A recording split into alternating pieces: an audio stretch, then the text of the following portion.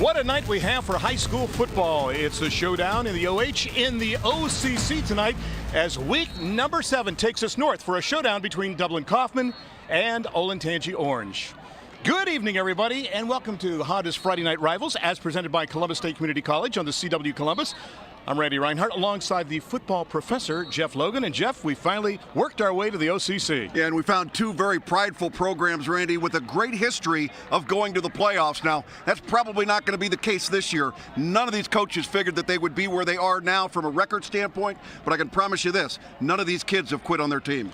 Let's meet the two teams tonight. Dublin Coffman, the Rocks, 2-4, coached by Garen Stokes in his first year, but this is a guy that led Minster to state championships twice and a runner-up finish as well, too.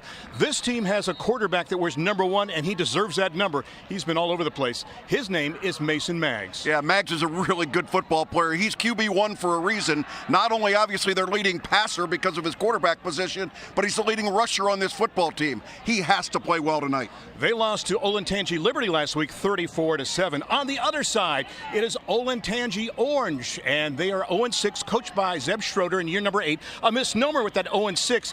3 times they have led in the fourth quarter in games, and a 4th time they were tied. So they have talent. They just have to close. And one of the guys that loves to close on defense wears number 7. His name is Luke Houston. Yeah, 3-year starter for this football team, leader on the field and off the field. And Randy, before the season started, he was quoted as saying that we have a choice every day to make every practice great or not. He is continuing to pass that message on to his football team. And by the way, he'll be spying their number 1 tonight. They lost to Hilliard-Davidson last week, 34-21. Are you ready for some high school football? Let's rock and roll. Are you ready? What a night we have for a great game in week number 7. As tonight, Dublin Coffman takes on Olentangy Orange. Kickoff just around the corner.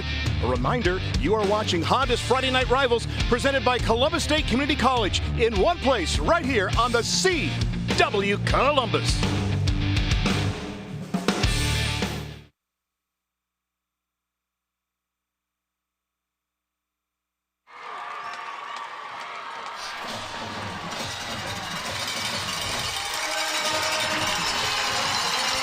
Copy.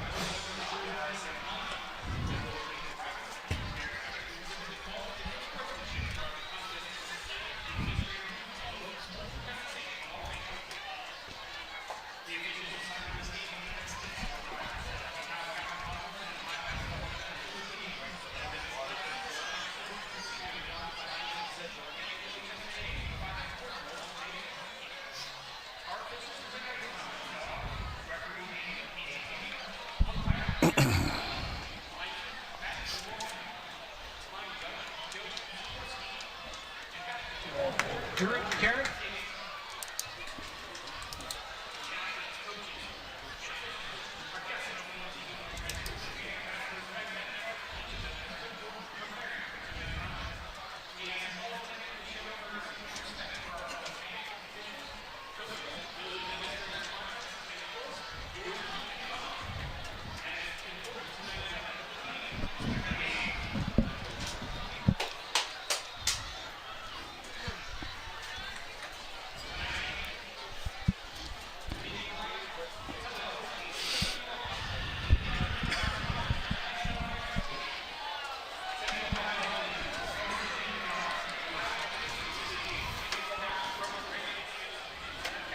Welcome back to Pioneer Field. Let's get a look at how the weather is going to impact tonight's game with ABC6 Chief Meteorologist Marshall McPeak. Hi, I'm meteorologist Marshall McPeak. What a beautiful night for some high school football. This evening, temperatures are going to be perfect. I'm not sure you even need a jacket when you're in the stand. So we're looking at Dublin Coffman taking on Olentangy Orange. Temperatures at kickoff still in the upper 70s. And even by halftime, still in the mid-70s. So a beautiful night for tonight. And for what it's worth, it's also looking like a pretty good day for the Buckeyes tomorrow in New Jersey. Time now to meet the third member of our broadcast team. To the sidelines we go, and Miles Harris. Thank you, Randy. Now, this has been a year of battling adversity for players over at Dublin Coffman, and that's because they're trying to get adjusted to a new coaching staff with Coach Stokes and company. However, they are trying to come together as a team, and they've been able to do that by rallying around one player, and that's senior Drew Vick. Now, Drew is somebody that's battling cancer and actually just finished up treatment. Now, he is on the sidelines over there with Kaufman and those Rocks, and he is hoping to help his team come away with the victory tonight. Randy and Jeff, now before I toss things back to you guys, I know we've been talking a lot about Kaufman, but look at these orange jerseys here. They're pretty nice, huh? Mix between Syracuse and Cleveland. Kaufman won the option, and they deferred to the second half. Actually, it looks like Kaufman is indeed going to get the ball to start these contests, so what we were told was incorrect. So it'll be the Rocks getting the ball to start this game. 1st and 10 from their own 20-yard line. And the aforementioned Mason Maggs will run the show tonight at 6'3", 210, and a senior.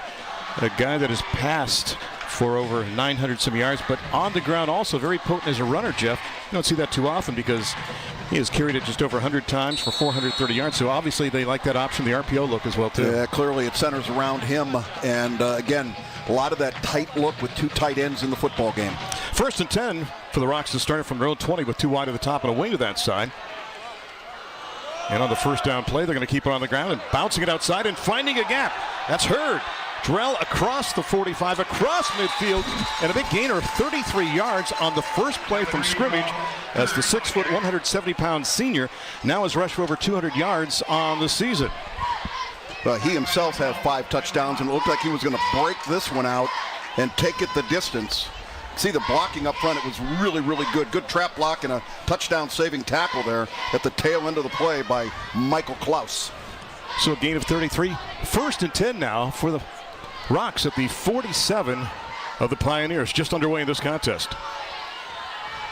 And Maggs rolling. He's got 2 options. He looks downfield, guns it, pass, still up in the air, and incomplete.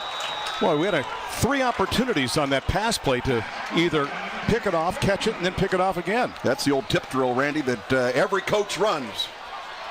Take a look at the offense now for head coach Garen Stokes and company. Watch the hand guys. And Trey Hederly, he's got 28 catches, 386 yards, and 5 touchdowns. Alex Deal, 14 for 122. And they also have an H-back out there in Colin McLean who can catch the ball and run as well, too. Maggs, we talked about him at quarterback. Hurd, the running back. We'll also see some of Mike Anderson at running back.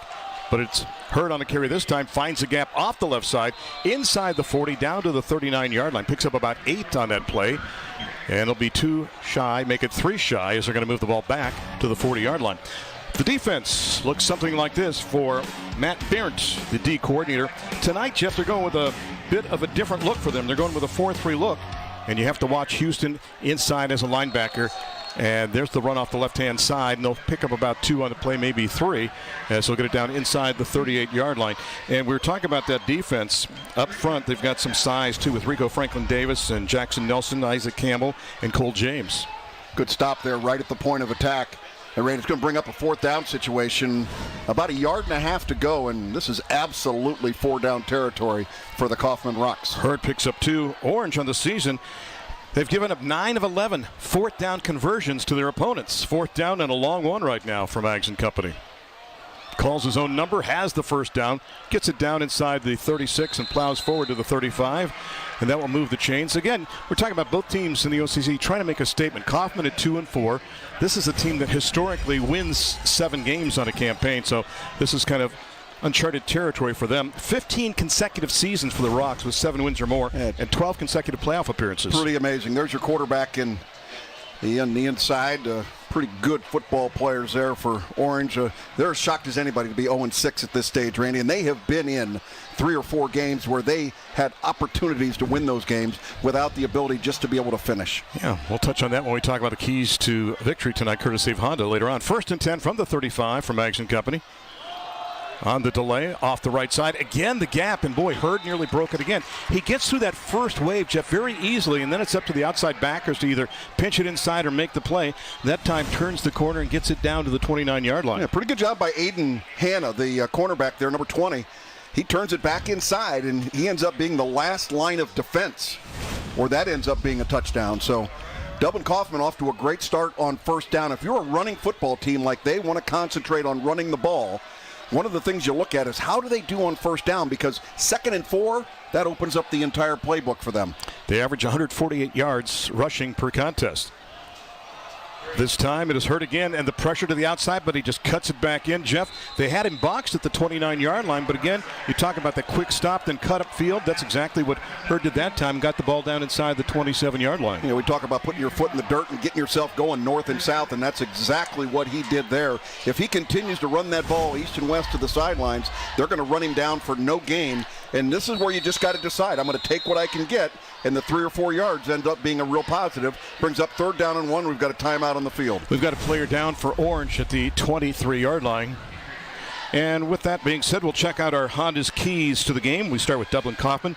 They have to, in this contest tonight, Ogles, as in Bobby Ogles, the running back. Keep an eye on him because he can be a force tonight for the Pioneers. Then also Kaufman has to be rock solid. Jeff, you kind of alluded to it. They have to play well in all phases of the game. For Olentangy Orange, Snag Maggs. Early on, you can see what Mason Maggs can do running that offense for the Rocks. They have to be sure they know where he is. And then kind of what you mentioned earlier, too, my last one, play it with me here on this one. Orange, you playing 4 quarters. In other words, they've led 3 times against opponents in the 4th quarter, and a 4th time they were tied, so they have to learn how to finish, and we'll see if they can do that tonight. It is Junior Sarpong who's the injured player. He's kind of a hybrid. He can be a linebacker or a DB, and he heads off the field and goes to the physical tent. And Randy, those finishes or lack thereof are the differences between being a playoff team and sitting on the sidelines watching at the end of the season. Because the top 16 will make the playoffs, so you have to really perform poorly to not make the show when there's only about 17 to 19 teams in each region. There's the handoff. They'll get the ball inside the 25-yard line to the 24, and Hurd and company has the first down. Mark it right at the 24-yard line for Dublin Coffman at 2-4 in the campaign. If you're wondering about their victories this year, they got by Jerome 49-42 in OT. They've never lost to Jerome, and also they beat Groveport Madison 41-20. Again, a steady diet of handing the ball to Hurd from that running back position. I mentioned the 12 personnel, what they call 12 personnel, 1 running back, and then you've got 2 tight ends in there. As you got to look at new head coach, first year, Jerron Stokes, came out of Urbana, had 102-98 record career-wise, but really set his mark at Minster where he had a couple of state championships. And 1 runner-up as well, too. And Hurd's got an opening. Terrell inside the 20. Goes down the hash marks to inside the 18 near the 17-yard line. And when you think about the shoes the 36-year-old has to fill, think about this. Mark Crabtree at Kaufman was 179 and 55 in 20 years leading the Rocks. Well, they've got a great tradition at Dublin Coffman, and anytime you're in transition from one coaching staff to another, there's going to be a few rough edges. And most certainly Dublin Coffman has gone through that, but they look like they're in sync tonight for sure. Fedio made the hit on the play. 2nd down there, just more than halfway home. And look at Maggs taking inside the 15 to around the 14-yard line. He's one of those guys, too, Jeff, that's a glider. When you look at him run, it doesn't look like he's moving that fast. But when you're 6'3" and 210 pounds, you can be a runaway train at times. It's hard to be petite and slight at that size. And, boy, he just is a big target to have to bring down. He's got good lineage in his family, though, of big men. 1st and 10 from inside the 15 at the 14-yard line. It's another Home Appliance Solutions first down for the Rocks. They're coming on the blitz. And that's a fumble. We'll see if that's a forward pass or a backward pass. He's inside the 10-yard line. Now, if that's a forward pass, it was incomplete. If it's a backward pass, then it is a fumble. So we'll see what they mark it as. I think they're calling it as a lateral. That ball was thrown back behind. All right, so that is a backward pass. Yep. Again, there's only 2 things you can see, forward and backward pass. And I reviewed last week's game, and I'm going to say that was a forward pass, by the way, last week in that DeSales Heart League game. So, again, there's no such thing as a lateral now in high school football. It's a forward pass, backward pass. And normally, if it's close, you err on the side of the offense. You can call it whatever you want to, but that was a lateral. Well, we'll bring the officials in and see if they agree with you. I don't care what the officials. All right. Those who play the game, they know that is a lateral. Start a fight with stripes, and you'll be wearing stripes before you know it. Second down and 1 from the 5-yard line. And I think we have an equipment problem, so I think Hurd has to exit the contest. And as he does so, that leaves only one guy, the H-back, off to a wing on the bottom there with Maggs, who will call his own number anyway. Take it inside the 5 and waltz into the end zone for a Ramos Roofing touchdown. So that's another Ramos Roofing touchdown. You can get your free estimate on a roof by calling or texting 614-761-ROOF. And just like that, Mason Maggs takes it in, and that is touchdown number 6 for him on the ground this season. Boy, watch the size of the hole here. There is no question about it. This may be the easiest touchdown that he has scored all year. You saw Brandon Fedio, the linebacker, 2-year starter, number 34, got caught up in the mix. He's got to do a better job of being able to shift and not get caught up with those linemen that are being pushed back. Max Schramm with the boot for the 7th point. The snap, the kick is up, and the kick is good. So with 6:35 left to go in the first quarter, it's Maggs and company getting on the board first. And they lead now 7-0. And now, time for a quick word from EverDry Waterproofing. For a company to claim it's the industry leader in anything, it better be able to back it up. When it comes to basement waterproofing, EverDry Waterproofing has over 42 years and 90,000 satisfied customers to support its claim. With its lifetime warranty, EverDry has a solution for any basement water damage in Ohio. Basement water problems are serious and happen to a lot of homes. It's good to know there's one company that'll be around as long as you are, EverDry Waterproofing. Remember, it's not dry until it's EverDry. Back at Pioneer Field, Randy Reinhardt standing laterally to my right is Jeff Logan. To my left would be Jake Stewart. Down on the sidelines in front of me would be Miles Harris.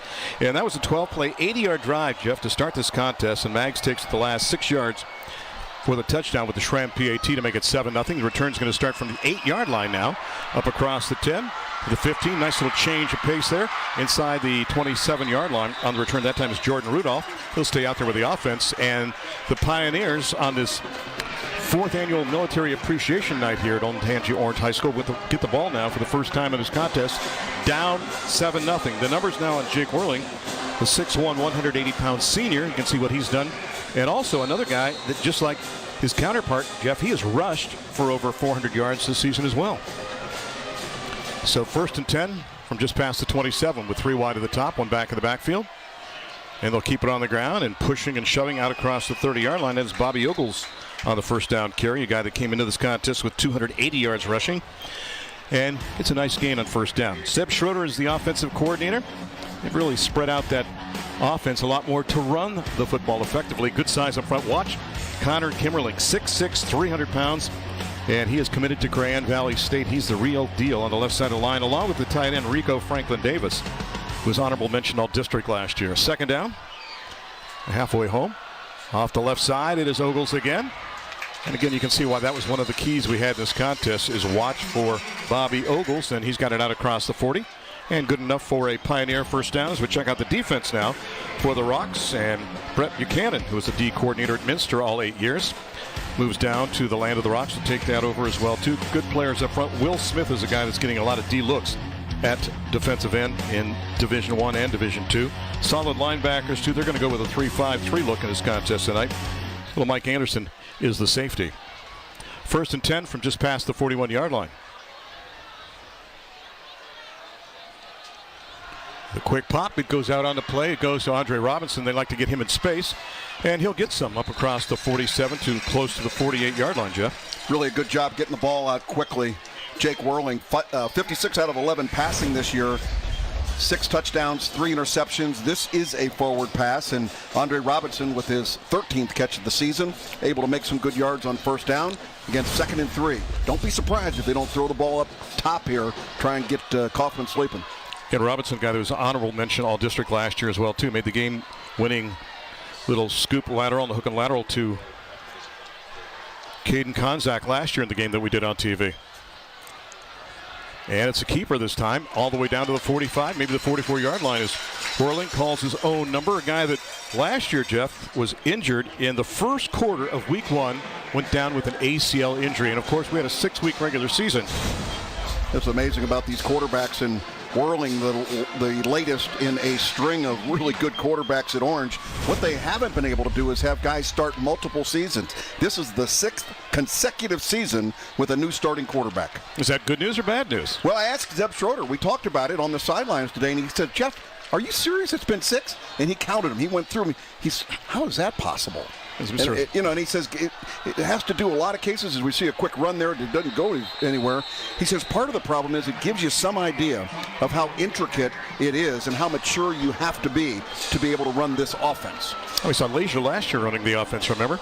Take a look at this play one more time as Ogles was looking for an opening between the tackles, and a good job to gum it up with that defense. Kyle Buckley, the guy that will see time on both sides of the football, the nose guard gumming that up, 6'3", 240. Look at that size in the senior. So it's not that Kaufman lacks for size either when you take a look at the beef they can put up front.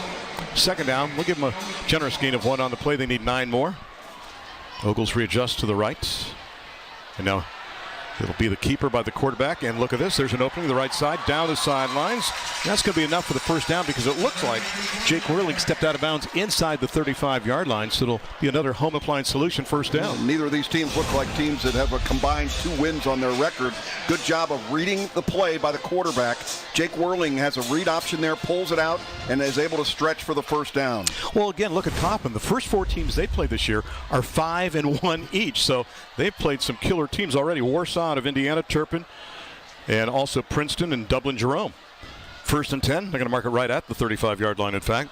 And it'll be Ogles off the left side, and he stood up at the 33-yard line. Pushing him back on the play was Mitchell Broski coming through, the Sam linebacker, who's a returning starter, goes nearly 200 pounds, makes the hit on the play.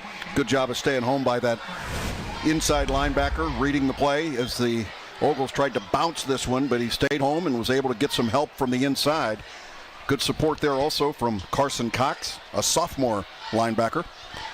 They give him a couple to the 33, 2nd and 8 from there. Orange with the football down 7-0 early in this one. This time the triad goes to the bottom.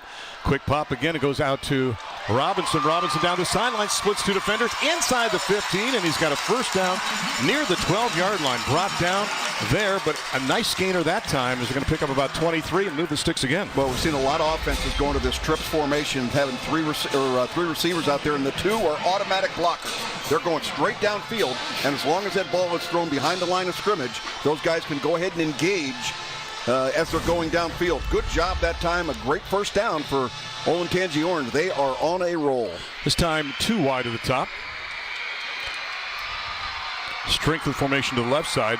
Ogles tries to go there, and he cannot. He is brought down. Great pursuit by the defense.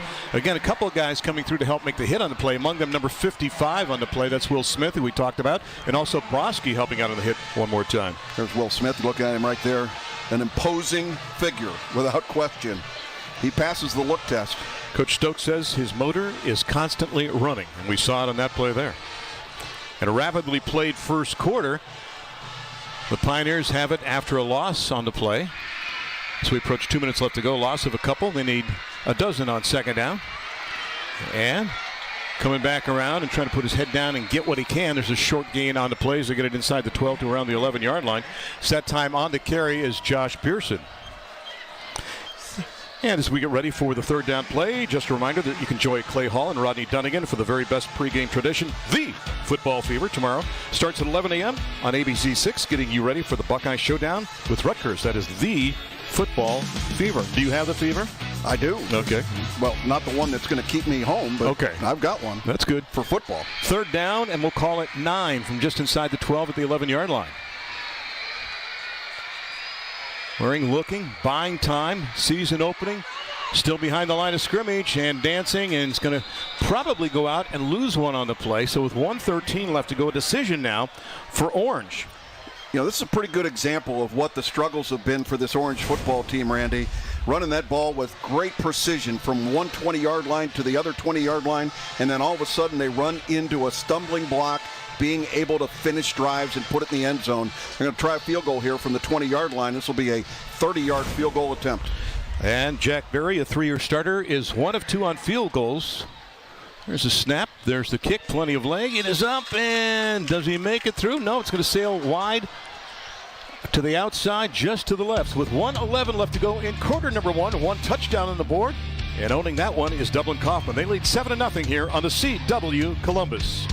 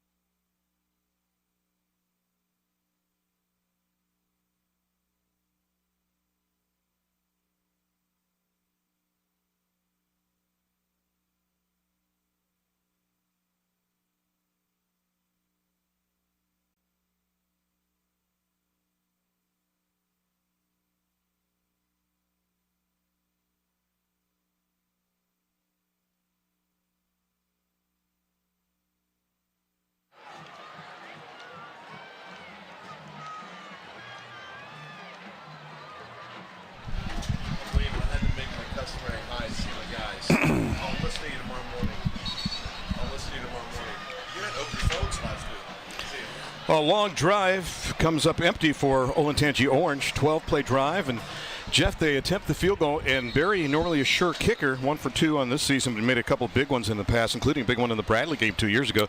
Sails that one just wide outside the upright, and we stay at 7-0. Yeah, it looked like a good snap and a good hold, and you know the importance of finishing drives. Here we are down with just 1:11 go in the first quarter. Each of the teams have had one possession. This quarter is almost done, so you're going to be limited in terms of the number of opportunities you're able to get. And Hurd blasts into the hole up to the 25.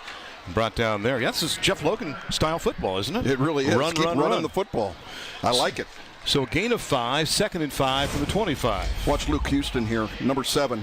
In his middle linebacker we've been talking about. You can look at the pressure that he's able to deliver. Good help also on the play. Coming from number 25, that is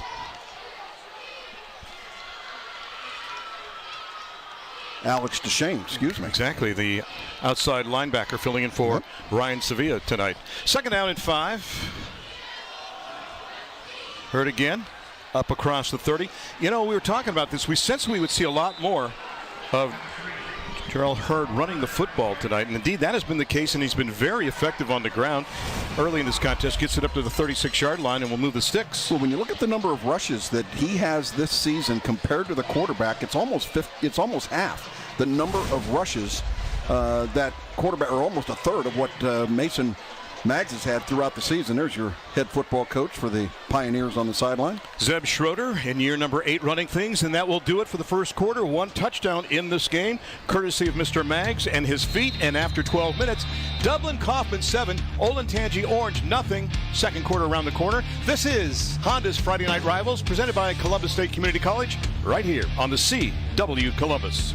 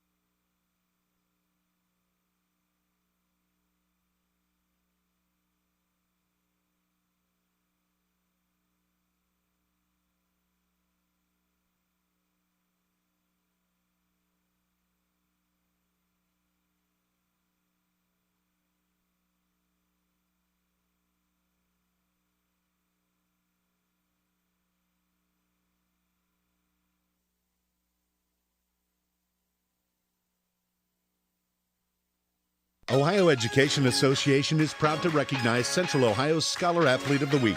Tara Flynn is a captain and 3-year starter on both the soccer and basketball teams at Dublin Coffman High School. In basketball, she's been all-conference and received a district honorable mention.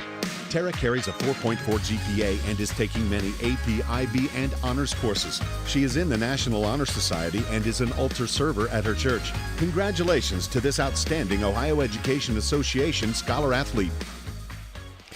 Welcome back to Pioneer Field as we start the second quarter of action. 7-0 Kaufman on top of Orange. Glad to have you aboard. Week number 7. Randy Reinhardt, Jeff Logan, Miles Harris, and Jake Stewart. Dean Marini and the entire Image Video crew. Going to hand it off to Hurd, and look at the gap right up the middle. The acceleration, but the ball is free across midfield at the 48-yard line, and Orange says they have it. Yeah, it looked like Kaufman came up with it. Yep, on the bottom of the pile was big number 54. That's Josh Bailey. He's normally the starting right guard. He is starting at center tonight. And you can see the contact that's being made here as Hurd tried to run him over, and that ball just flipped loose, and it really looked like Orange was going to get the football, but great heads-up play by Josh Bailey. And injured player down at the 49-yard line. Yeah, we mentioned the fact that they've kind of moved things around. Josh Belay goes to center, and then Dylan Halter goes to right guard, and Kyle Buckley goes to right tackle.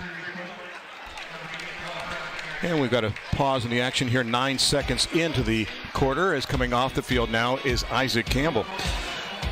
Live stream sponsored by Kroger Great Lakes Distribution Center. Tonight's game is streaming live on the ABC6 YouTube channel, the ABC6 News app, the CWColumbus.com, and is always available on your television set right here on the CW Columbus. You know, Randy, quarterback Mason Maggs that we talked about tonight, there's an injury on working him on the sidelines. Starting quarterback replaces Connor Matthews, who was a 2-year starter, who's now quarterbacking over at Wittenberg. And they'll keep it on the ground on this first down play. And there goes Anderson, who I talked about at 5'5". He's a guy that can scoot. He's got 39 carries for 193 yards and 2 touchdowns at 5'5". And big number 6 finds a gap and moves the sticks again. He doesn't get a lot of opportunities, but when he's in there, he makes things happen, averaging nearly 7 yards a try when he gets the football. Michael Anderson, a junior running back. Good change of pace, because Hurd likes to deliver the blow downfield. And there you can see number 6, Michael Anderson, split out. And we had flags before the start of the play, so for the first time tonight, Andy Teeter and company will turn on their microphones and we'll hear what the call is. Dead ball. Full start. Offense number 75. 5-yard penalty. First down. Thank you very much, Mr. Teeter. And the rest of your crew tonight, your umpire is Cam McLean, your linesman is Matt Zaborniak, your line judge is Joe Sikorsky, and the back judge is Gerard Davis. So mark it back to the 42-yard line. They need 15 from there.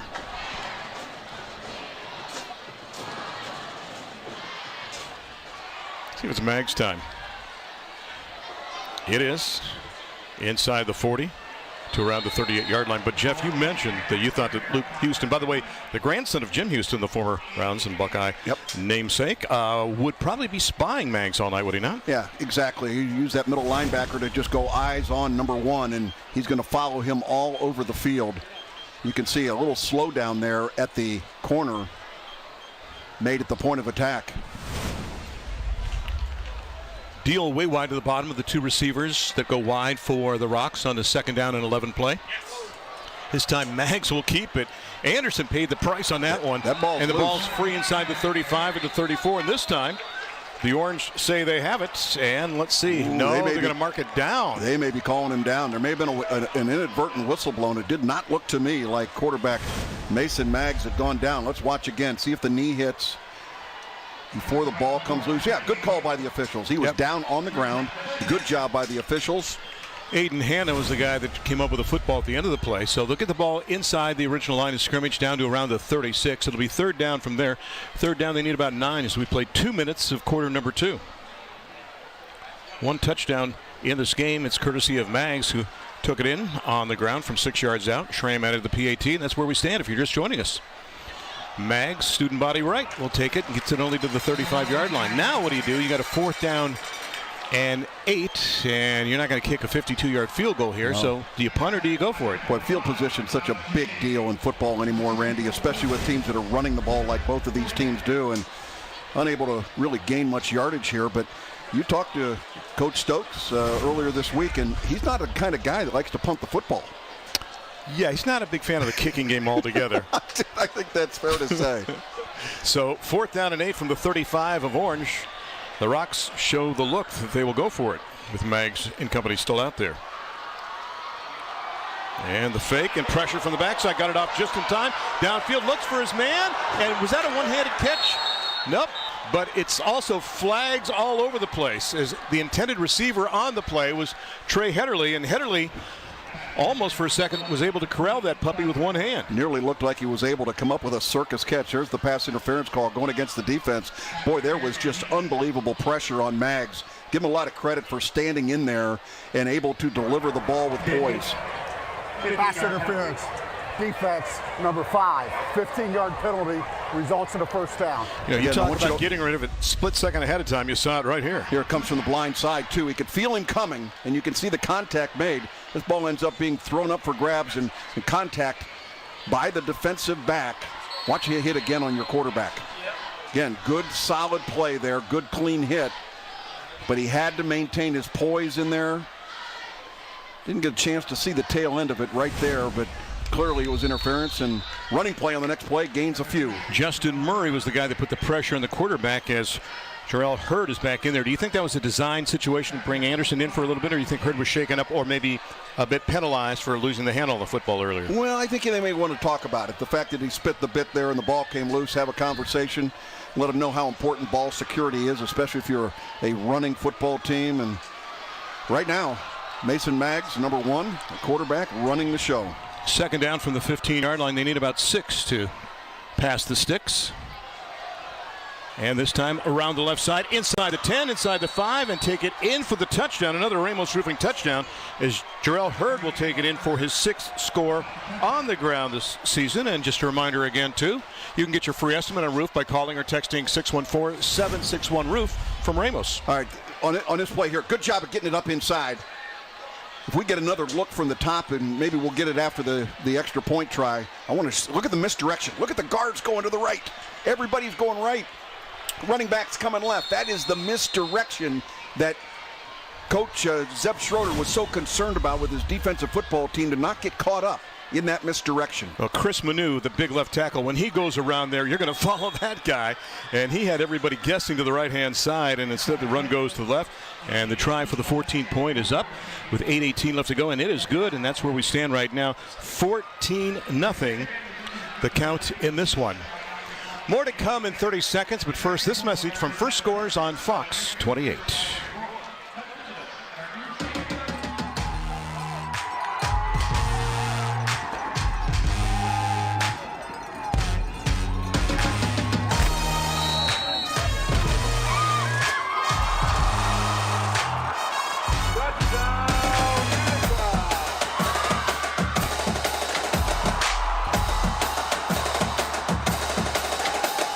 First Scores on Fox 28, sponsored by Spectrum, tonight at 10:45. 14-0 the tally here in this one with 8:18 left to go in the first half. And Max Schramm, who a few weeks ago was asked to handle all the kicking duties, will do that again after that man. Mr. Hurd just scored a touchdown, the second one for the Rocks in this contest, to march them out to a 14-0 lead. Boy, how big was that pass interference penalty, Randy, on Orange? On a 4th down. Return's going to start from the 4-yard line. Rudolph to the 15, 20, to the 25. Needs to get outside. Can't find that little seam to burst it. And he's going to be brought down near the 27-yard line. So Orange will get it back now. All right, I want you to watch this touchdown again. I was talking about the misdirection. Watch the bottom left of your screen. These 2 linemen freeze it right there. Stop. See 75 and the other lineman right there. Everybody is following those linemen because they know for sure the quarterback's going to keep it. All right, go ahead and run it. Here he goes. Quarterback goes that way. Everybody goes there. And this is an easy touchdown for Hurd. That's what I was talking about. Great shots, guys. Going that way in Hullawati. The one guy that didn't go the opposite direction was our outstanding cameraman here on the Image Video crew. And a carry up the middle. Big gainer across the 40 to the 45, all the way up to the 47-yard line on the play for Ogles. Bobby finds that seam on the far hash and exploits it again. He's done that a couple times as a nice gainer, and will move the sticks again. The young man who likes science, track, and basketball. Yeah, hard to believe this man doesn't have any scoring touchdowns yet this season. 63 carries, you see there, for nearly 300 yards. But he is a tough dude to bring down. 5'11", 195. There's not much to hang on to there. He just delivers the blow up front. And good acceleration, Randy, when he found that gap. Officials timeout on the field with the ball resting at the 47-yard line. And that's the thing they said about Bobby Ogles. He is strong, he's fast, he runs hard, he's hard to tackle, but he would rather run through you than around you. And, of course, that's something you learn over a period of time. And we appreciate the insights from both head coaches. I had a chance to talk to them. I want to mention, too, that I didn't get any player profiles back from Dublin Coffman, so if it sounds I'm lacking on something in that regard, that's probably the reason why in this scenario here. I want to remind you that you can stay tuned for the Capital City Concrete halftime show. We're putting the Ohio Education Association spotlight on both schools playing here tonight. Get a beautiful new concrete driveway by calling Capital City Concrete, 614-371-9886, or visiting capcityconcrete.com. They're loving it right now. even though their team is down by 14.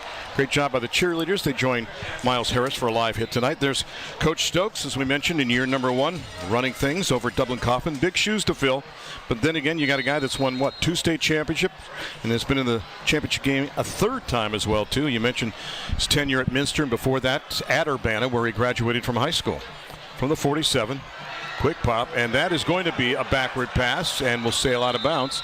So that will be a fumble, and the ball, Andre Robinson was able to at least hunt it down and watch it bounce out of bounds. So many times you see the guys let the ball go, it stays in bounds, and it's uncovered. Yeah, Randy, the combination here, the quarterback has got to do a better job of either dropping back further or the back coming out of the backfield has got to get himself upfield a little bit.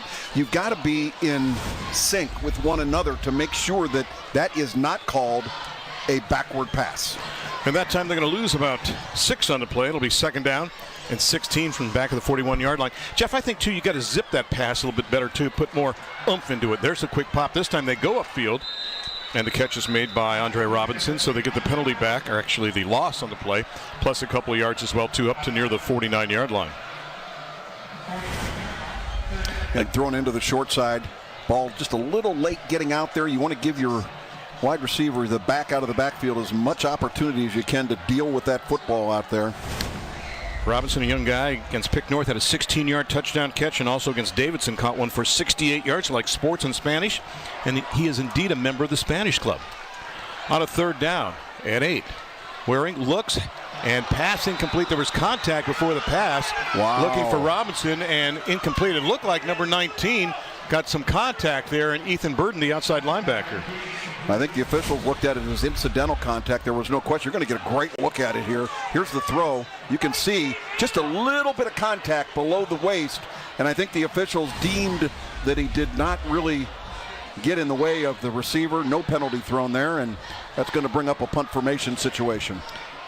So it'll be Noah Taylor who took over the punting duties a couple of weeks ago because of illness, and a guy that has punted 5 times for 32.6 yards.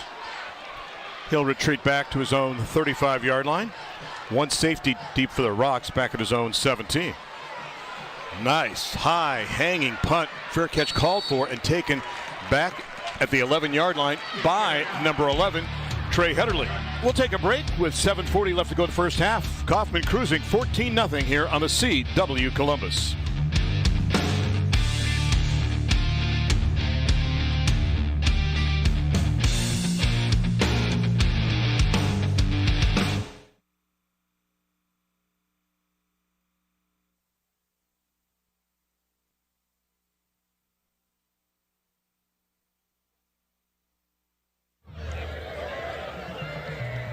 You want me to do it out of the break? I got you.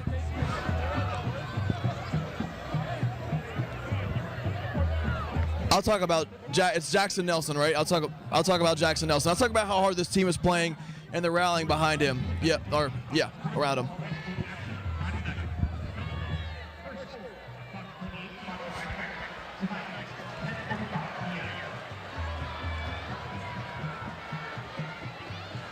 No, you're gonna be quick. It'll be quick.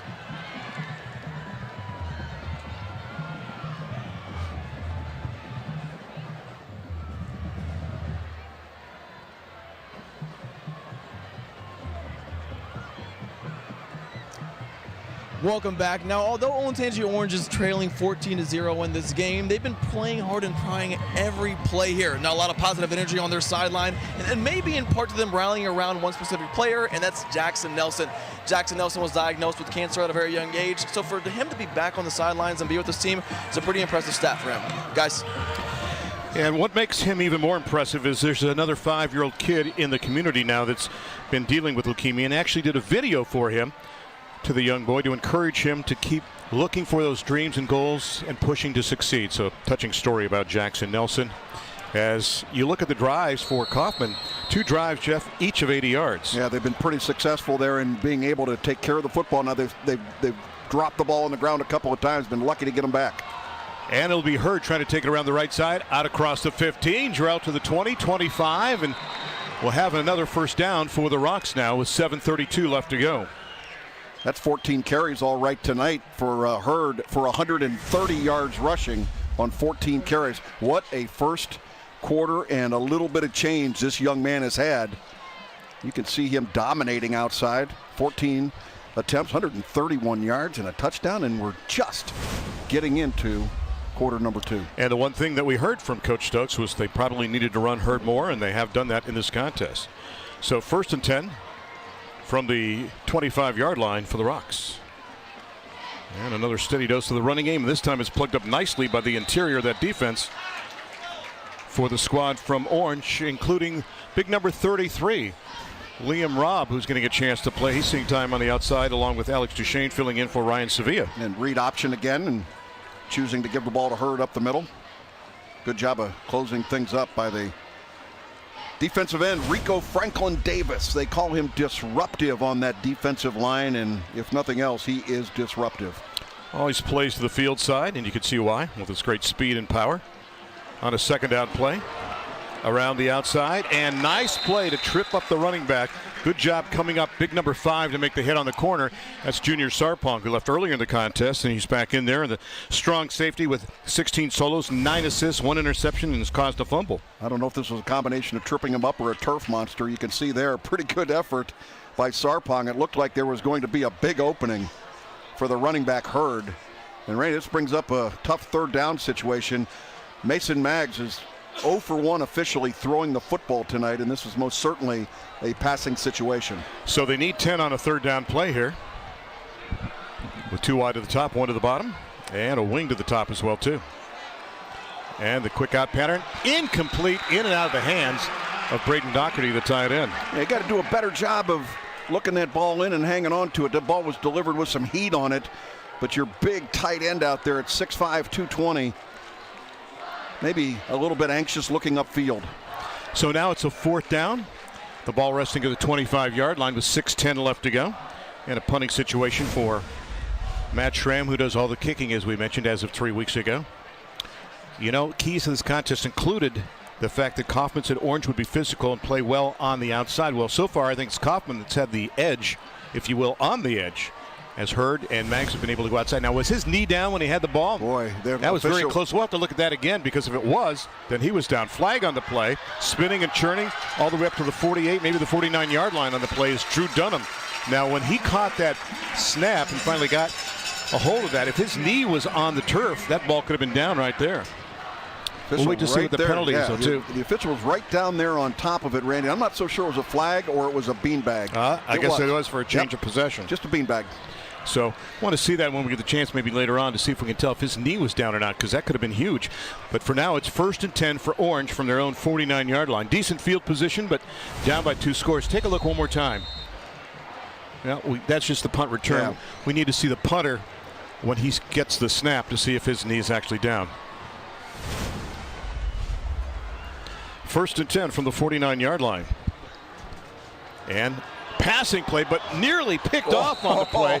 Great pressure as Waring got ready to throw the ball. He just got absolutely drilled on the play by Mitchell Broski, which nearly led to an interception. Yeah, what a dream that would have been for Kyle Buckley, the big number 77. Had a interception right there in his hands. You can see here, delivered, boom, hit. Look at Buckley. I got it. No, I don't. Playing defense all of a sudden was an offensive lineman, Jack Evans, who was able to strip the ball. Great job by the right guard. So it'll be 2nd down and 10, and they'll keep it on the ground. And Waring, the quarterback, will get it inside the 45 to around the 43-yard line, setting up a 3rd down and short. So it'll be 3rd down. They need a couple. Down by 14 in this contest now with 5:35 left to go. Yeah, Jake Worley coming into this game averaging about 20 carries a game. So he is a big part of that running attack. Both he and Bobby Ogles doing a good job back there. We've seen Josh Pearson with a run. They need a couple. Is it Waring time? It is. He's got the 1st down. He moves the pile inside the 40-yard line and nearly escaped the whole thing as he found a little seam, went a little lower than everybody else, and get the ball down to around the 37-yard line for another 1st down. Now, the one thing, too, when you look at Olentangy Orange, what they do is they have 3 sets of signals, Jeff. They have one dummy set, then they have departmental signals, and trying to add some confusion to the other side and also make it easier for their team to figure out what the play is without somebody coming to the sidelines. 1st and 10 from the 37. Off the right side, and they'll back their way inside the 35-yard line. Short gain on the play. You know, you've got that speed of the likes of, you know, Rudolph and Robinson, and you just wonder if Zolgels gets a gain of a couple, if they've got a play where they can try to open it up a little bit and maybe try to exploit that one-on-one in space. So far, what they've been trying to do is go ahead and just get the ball out with a quick little bubble screen. So now it's going to be 2nd down and 8 from the 35-yard line. Under 4.5 left to go. Seb Schroeder wants a timeout. He wasn't happy with the way things were going in terms of the play call. They're going to take some time to think about it. So each team now has burned a timeout here in this first half.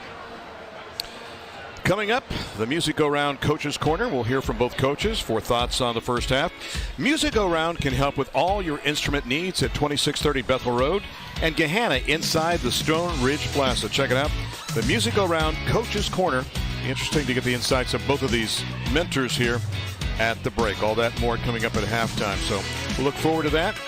And now we're going to spend some time, Jeff, after we toured the City League and the Mid-State League and some other OCC teams playing in non-league action. Now we're going to be in league the rest of the season, and we should have a fun one next week as well too, when we've got Berlin and Jerome, two teams that are playing very, very well on the season. Got a chance to see them in a couple of weeks. We got Liberty and Davidson as well too, so all that more coming up. Yeah, two storied programs there. Everybody's working on the road crew tonight. And it's a home game. So 2nd down. Up over center on the football is Jake Buring, 5'10", 248, ready to snap it for his teammates out there. Going to go with Robinson as a wideout.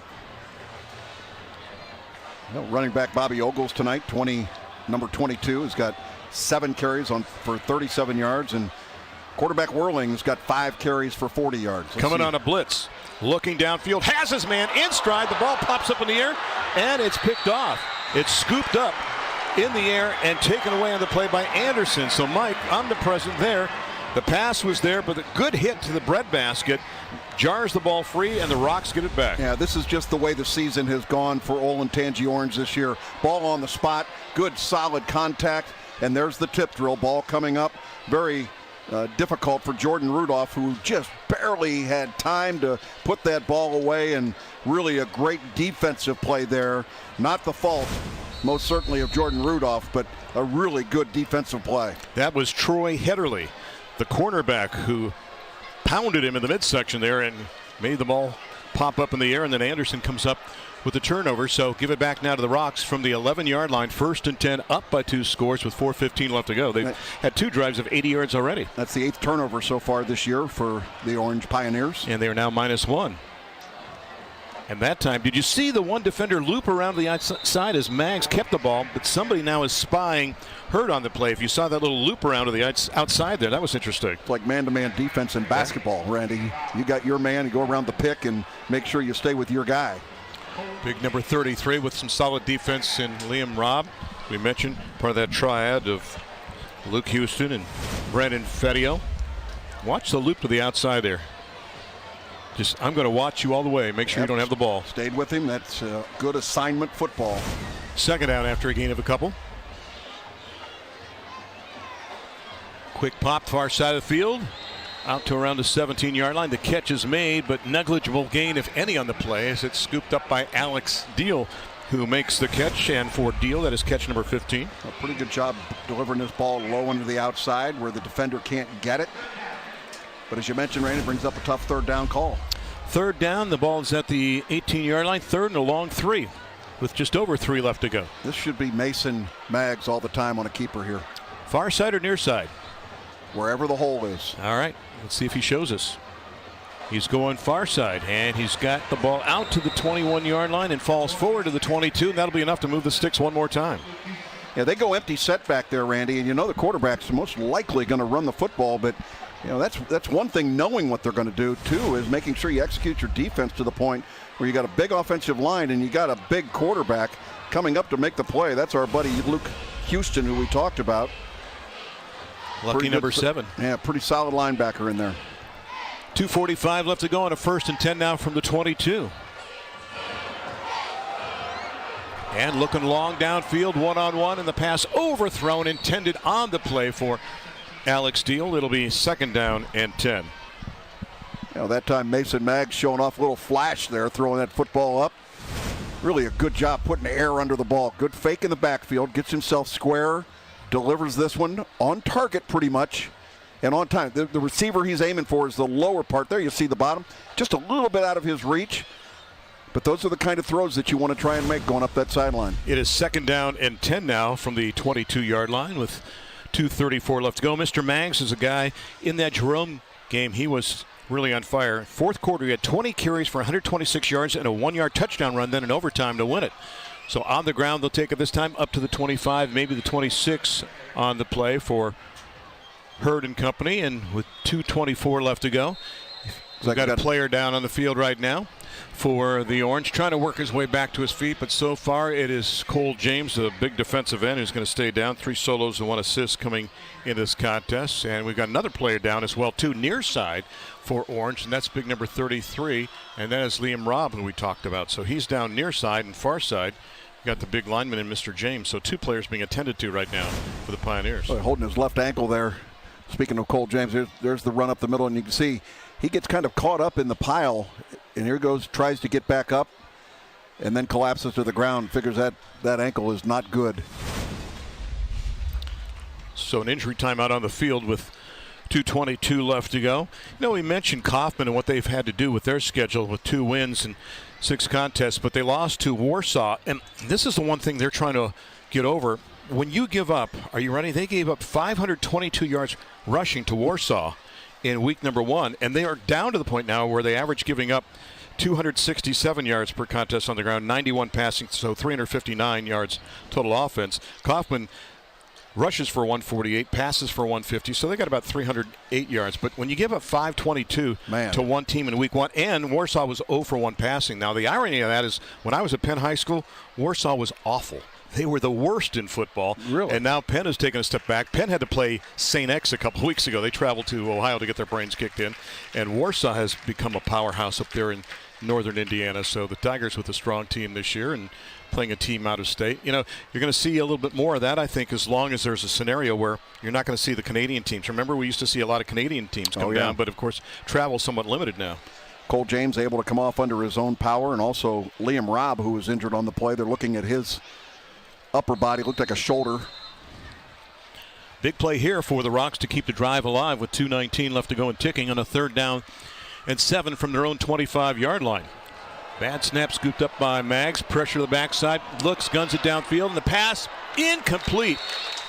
Intended on the play for Trey Hederle, and a great job by Junior Sarpong to get a hand in there and knock it away. Play took a long time to develop, but he was able to find a receiver, Trey Hederle, open. Tough ball for a right-hander to throw. Able to square himself up pretty good, and that ball probably catchable, but a really good defensive play by Junior Sarpong.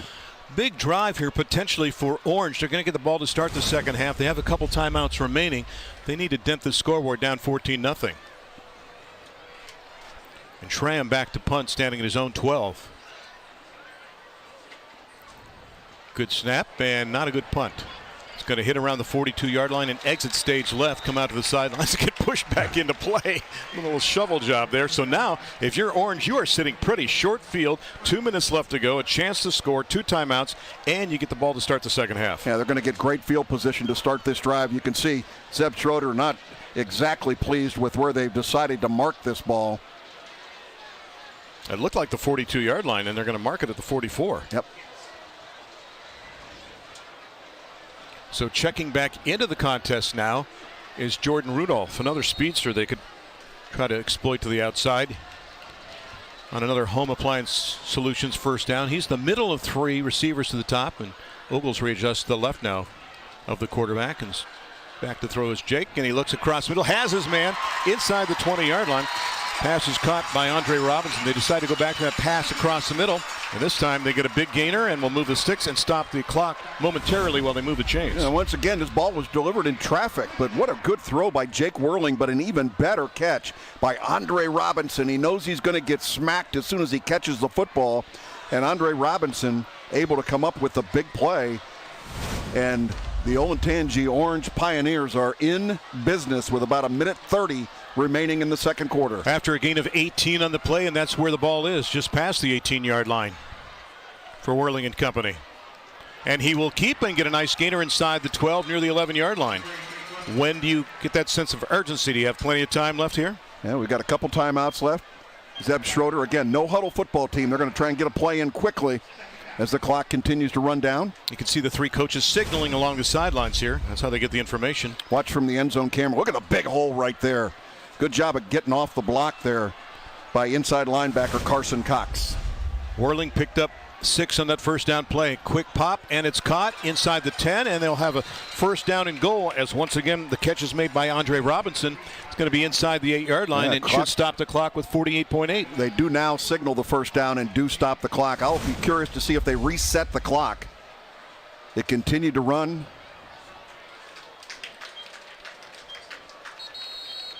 I'm not sure. I don't think they're going to. They're going to reset the play clock at minimum. Orange sets with 3 wide to the bottom. 1 back in the backfield as well, too, on his first and goal from just inside the 8-yard line. And a whistle and timeout going to be taken. I think there's a clock issue. The official.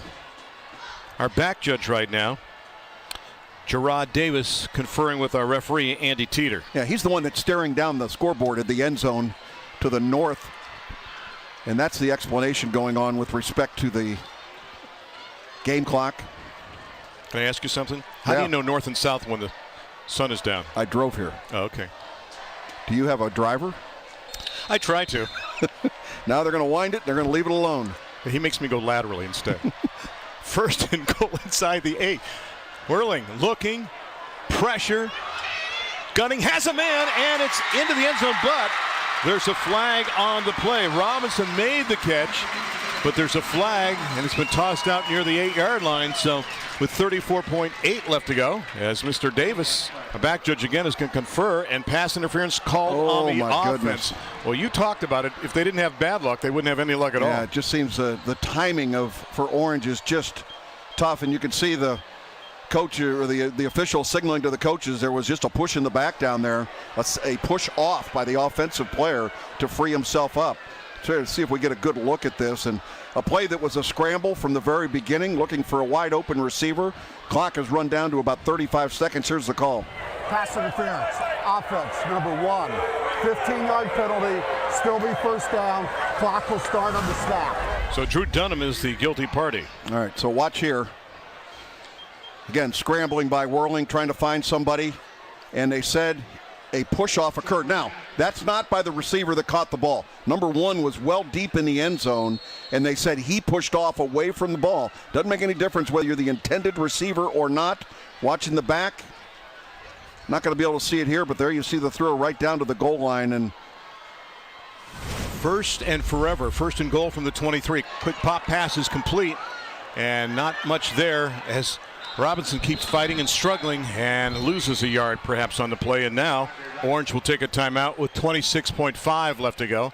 I have them burning their second timeout. You know, a play that might work right now is with the over pursuit is the way they won the game last year against Bradley with that little hook and lateral play where they got the pass downfield. Remember, that was very effective to them when they got the pass to Andre Robinson and lateraled it to Caden Konzak. In fact, I almost wonder if they were going to try to attempt it there, and maybe they were setting it up. With that being said, I want to remind you that next week we stay in the OCC. We'll feature Dublin Drome taking on the Bears from Olentangy Berlin. It all starts right here on the CW Columbus at 7 p.m. Each team, as we speak right now, with only 1 loss on the campaigns. That's Drome and Berlin as we continue our tour of the Olentangy school system. Will that be our first visit to the stadium at Berlin? That would be indeed the first time we've been to Berlin. Yep. I thought so. And then after that, we head to Davidson and then to New Albany, who right now is sitting pretty. And I would think, I haven't seen Logan's Heroes yet, but I would think that New Albany would start to get some love with the kind of record they have. New who? Thank you very much. New who? Yeah. You're already throwing in some votes, huh? I'm doing what I can. I'm laterally sitting next to you and throwing forward as much as I can. I can tell you there's 2 or 3 new teams in Logan's Heroes tonight that were not in the mix last week. I got a lot of emails and tweets and comments about my team needs to be in there. Hey, Jeff, all of Whirling's passes so far to Robinson, 6 of 9 so far. Looking downfield into the end zone. The pass, is it caught? Waiting for a call. Wow. Touchdown. Catch is made by Rudolph. Nicely done. Another Ramos Roofing touchdown. As that time, it's hung on by Jordan Rudolph, who makes the catch for his third touchdown. He is a deep threat. Young man who's got 4.4 speed. He's committed to Youngstown State as a cornerback. That's a great job of coming back after he was separated from the ball on the previous drive. Look at the concentration there. That ball was tipped. Yep. Great defensive play in the backfield by Jaden Cooper. You can't play defense any better than this. And how about the concentration of Jordan Rudolph? What a spectacular play by that young man. Jack Berry for the 7 point. The snap, the kick, it is up, and the kick is good. So with 20.3 left to go in the first half, indeed, the Orange get a late score. Rudolph takes it in for the touchdown, and it's now 14-7, and Orange will get the ball to start the second half. There's a celebration with his quarterback, Jake Whirling. We make a big deal out of the fact that Jordan Rudolph really did a good job of concentrating. That ball got separated. He stayed with it. But how about the job Jake Whirling did delivering that ball on time, on target? And we stand at 14-7 here in week number 6, and a really good crowd. You know, this is Military Appreciation Night, the 4th annual here at Pioneer Field.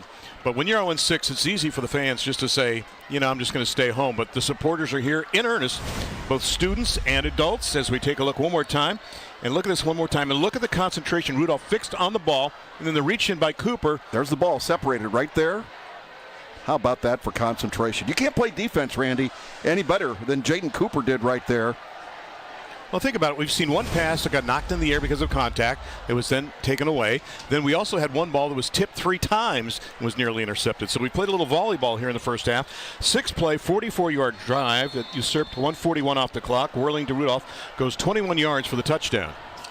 Do you kick it deep? Answer is yes. And there's the kick. It's going to hit at the goal line and bounce into the end zone. That is now the 8th touchback in 20 tries on the campaign for Jack Berry. You'll bring it out to the 20-yard line. Do you try anything here if you're Kaufman? Well, I'd be surprised if they would. Remember, at the start of the game, and Randy, I was out there watching when they did the coin toss at the beginning of the game, and it looked to me like Dublin Coffman won the toss and deferred, and Orange chose to kick, which makes no sense to me at all. So we'll see who gets the ball first. Good point. Everyone was confused upstairs here. There's the handoff to Hurd. He'll get it up to the 22-yard line, and unless somebody burns a timeout, that was the last play of the first half. So somebody's going to get the ball to start the second half. And again, what happened was they did the coin toss early because we had Military Appreciation Night. So we'll find out. Either way, Orange makes a last-second statement in the first half that they desperately needed after 2 strong drives by Kaufman of 80 yards each, 112 plays, 110 plays. So at the end of the first 24 minutes, we stand at 14-7 in a very well-played and competitive contest in week number 7. You know, it's interesting. You talked to Zeb Schroeder before the football game, and you really look at him and say, you know, how is this team with all the talent, you know, 0-6 at this stage? And he tried to explain the close calls and the things that they've had. We certainly saw some examples of that already tonight. And with that being said, we're going to head down to the sidelines around the 8-yard line where Miles Harris is standing by with the head coach of the Rocks. Thank you, Randy. Chris Stokes here. Coach Stokes here next to me. Coach, how impressed were you with your quarterback play in this first half? Not very impressed. We're not good enough right now to execute at a very high clip. This is like some really bad football, but yeah. What's your message to your team going into halftime here? We have to play better football, man. This is really bad, yeah. Coach, good luck to you. Thank you. Yep. Randy, let's toss things back over to you guys. Well, when you win a couple state championships, you set the bar so high sometimes, and that's what you saw there from Coach Stokes. That's a guy that will always look for improvement whenever he can try to find it. At halftime, it is 14-7. The Rocks on top of the Pioneers. Halftime show just around the corner. This is Honda's Friday Night Rivals, presented by Columbus State Community College in one place right here on the CW Columbus.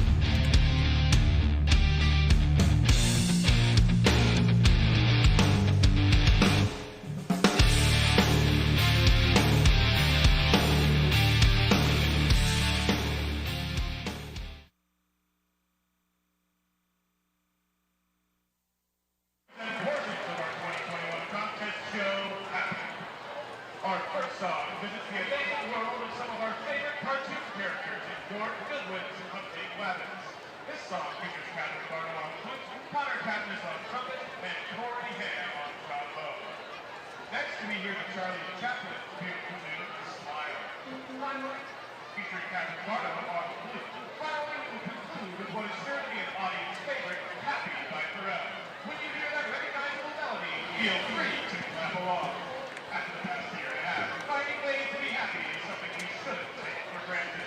We hope that tonight's performance will bring you joy and make you smile.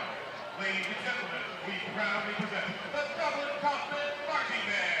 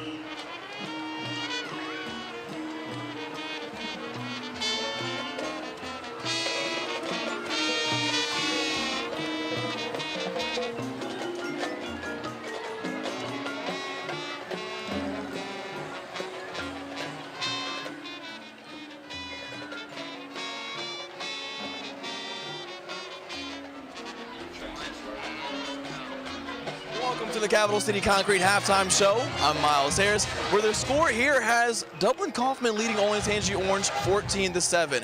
Now, each week during this football season with Friday Night Rivals, the Ohio Education Association has been teaming up with the CW Columbus to put the educational spotlight on inspirational teachers making a major impact on their students. Now tonight we actually take a look inside both Dublin Coffman's high school as well as Olentangy Orange and look at how their teachers are making a major impact on their students. This is my 36th year in Dublin City Schools. For the students and faculty at Dublin Coffman, AP U.S. History teacher John Dye is an institution in the Social Studies department. So I started out here when it was just Dublin High School, and there weren't 3 high schools. Decades of teaching in one school district means he has the unique opportunity to educate his former students' children. I'm on my 2nd generation of students, but you get to reconnect with your former students in a completely different way, and you see how they turned out. And it's a good feeling to have that 2nd generation, really. Lots of good feelings, but some challenging times too, especially during a global pandemic. It's been very tough. I've been teaching for 35 years. It was almost like being a first-year teacher again, and you have to find new and dynamic ways to do things that you didn't do before. And so this year, getting back to what we would call normal is a joy. And I know a lot of people probably have this stereotype of teenagers in a certain way, and I have to tell them usually that it's not that way. Our future's pretty bright. And speaking of the future, over at Olentangy Orange High School, industrial technology teacher Lindsay Cheney is educating the next generation of engineers. I think the best part of my job is just getting to see different kids every period and help them along the way. You build relationships and you get to know them on different levels. 6 years ago, Lindsay started a Women in Engineering Club at the high school. I think the biggest reason I started it is there is hesitancy with being a female and in a male-dominated room. It can be scary sometimes. Engineering and computer science, 2 of the most lucrative STEM fields, remain heavily male-dominated, and research shows that programs like Lindsay's help close the gender gap. This helps girls now, especially just as a open invitation to have a place to come and see other girls have the same interests too. Lindsay enjoys the opportunity to make a difference in her students' lives, and she often continues to hear from them after graduation. The content I'm teaching them in here, they've actually used in college, and it's helped them be better than it's expected. For the CW Columbus, I'm Elisa Henry.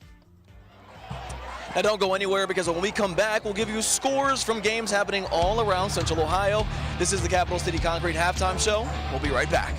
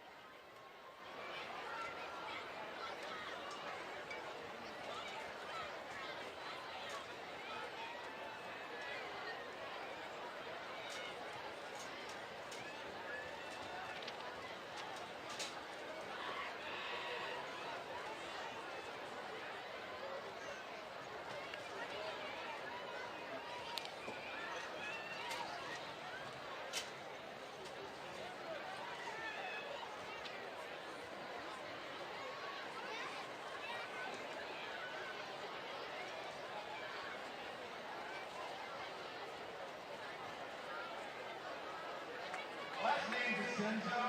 We have Toyota Sparkies, Senzo. Please report to the ticket booth.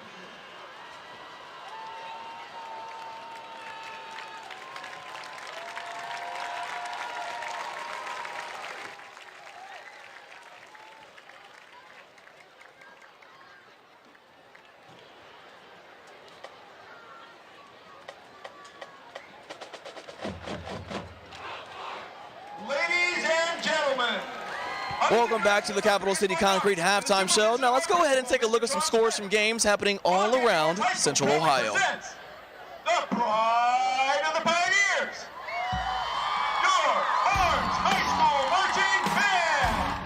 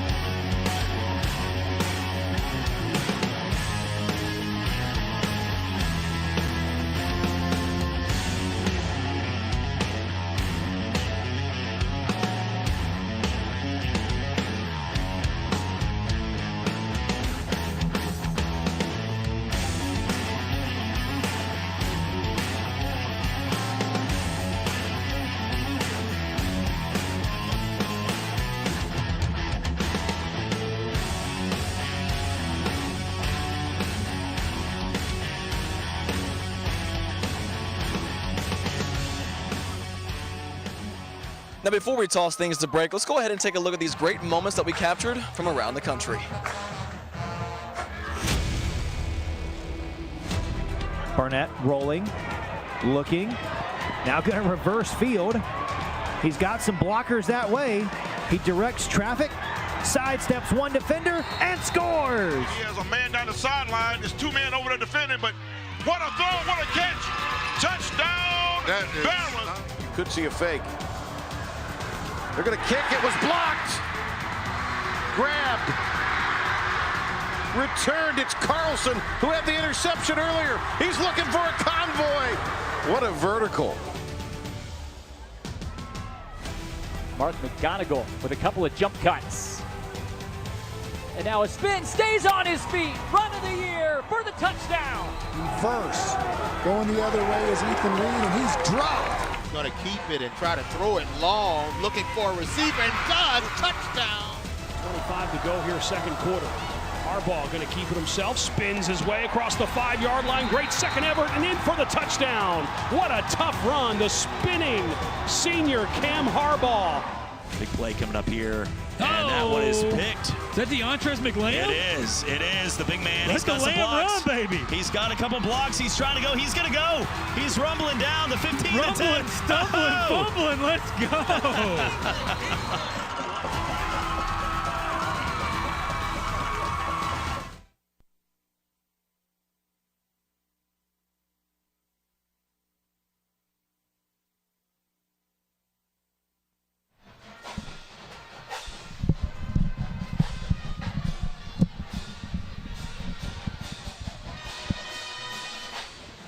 Got anybody coming down to run the camera or not?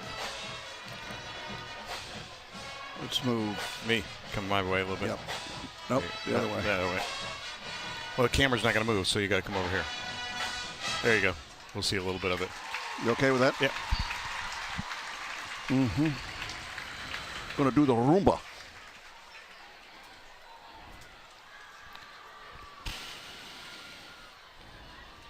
Oh, we got a lot of time.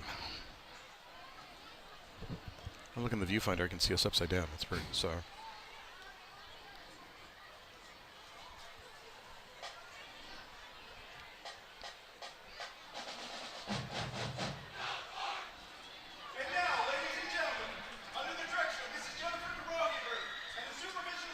Okay.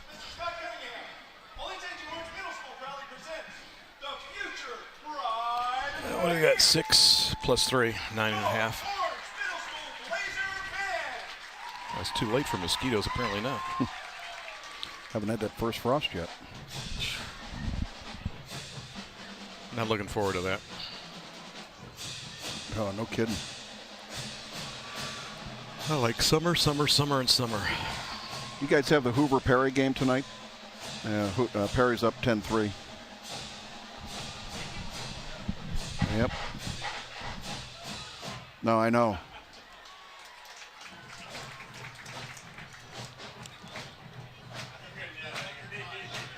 Mm-hmm. That boy Drew Logan had quite a game last week against McKinley. Related? Yeah. Your nephew? Yeah. 2 or 3 sacks and a touchdown and a fumble recovery, I think. Is that Judd's kid? Yeah. Hey.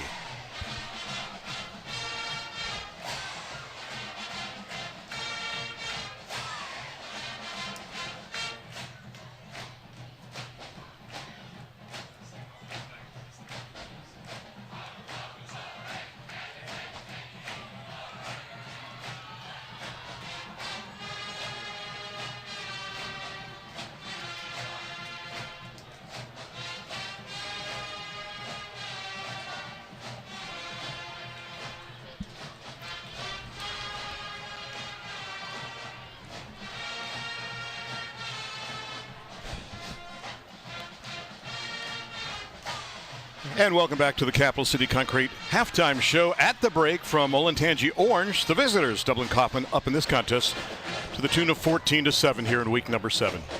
Welcome back. High atop the press box here at Olentangy Orange in Pioneer Field. Randy Reinhardt alongside Jeff Logan. Coach Stokes wasn't thrilled with the first half, but from an entertainment value, I gave it thumbs up. Yeah, I did too. You get the point he wasn't thrilled with his offense? I'm thinking maybe he was just unhappy. A little bit. Yes. You know, you can be as angry as you want to, with the offensive performance of your passing game, but I don't think you can blame your quarterback. I thought the quarterback played great in that first half. I thought it was an exciting first half. A lot of plays that were difference makers, we thought. And as the first half rolled on, then there was another big play that came along. In fact, early on, Jarrell Hurd was a guy that was a force. He takes this one 33 yards as we look at the first play from scrimmage. Now, you're going to see a lot of highlights with number 3 on it, and part of the reason that he's an exciting football player. But Randy runs off for nearly 113 yards, or over 100 yards in the first half. There's your first touchdown by Mag. Taking it in from 6 yards out, and that was not the only score in the first half. As you saw, a lot of great running by Mr. Hurd, as you mentioned it. This time he's going to take it some 9 yards, and again to the outside. He's got the burst. And Jeff, so many times he got to the corner before the defenders. Yeah, he really does a nice job of getting out there, and first quarter and a half, he owned it, and he's going to take this one in for the second score of the game. This will put him up 14-0. That's from 16 yards out. And then Jake Whirling was trying to pass, and he got waylaid and nearly a pickoff as Mr. Evans, an offensive lineman, plays DB. Now this time they're going to roll, and Jeff, it looks like they have a chance for a touchdown, but for not. Yeah, it was. And they called a pass interference pushing off offensive away from the ball. They came back, though, didn't hang their head, and look at the delivery here. Touchdown to Jordan Rudolph. Done a great job of coming up with the ball. That one from 21 yards out, and that gets them on the board late in the first half. There are the stats. 4 yards passing, not great for the Rocks. Pretty good balance for Olentangy Orange, but they shot themselves in the foot a couple of times in that first half. Yeah, they really did, Randy. The turnover obviously hurts them. One of the things Kaufman got away with, they spit the bit a couple of times, and they got the ball back every time that they had a little bit of a fumble. But again, look at the running attacks for both of these teams. No surprises there. And remember what we said about Orange. Aren't you able to play 4 quarters, playing out the word Orange? Because 3 times they've had a lead in the fourth quarter, and a 4th time they were tied but couldn't seal the deal. Kaufman victorious twice out of 6 tries. And you got to think this could be another game that comes down to the fourth quarter. Yeah, you hope so. And Zeb Schroeder and his kids, I think, feel like they deserve maybe a little bit better. But the only way to create luck is to go out there and do it on your own. Are you ready for a second half? Let's go ahead and go. Are you ready for a second half? What a game we have in week number 7. It's been exciting. Quarter action number 3 just around the corner. 14-7, the tally in this one at the break on the 4th annual Military Appreciation Night here at Pioneer Field. Back with the second half in just a moment on Honda's Friday Night Rivals, presented by Columbus State Community College on the CW Columbus.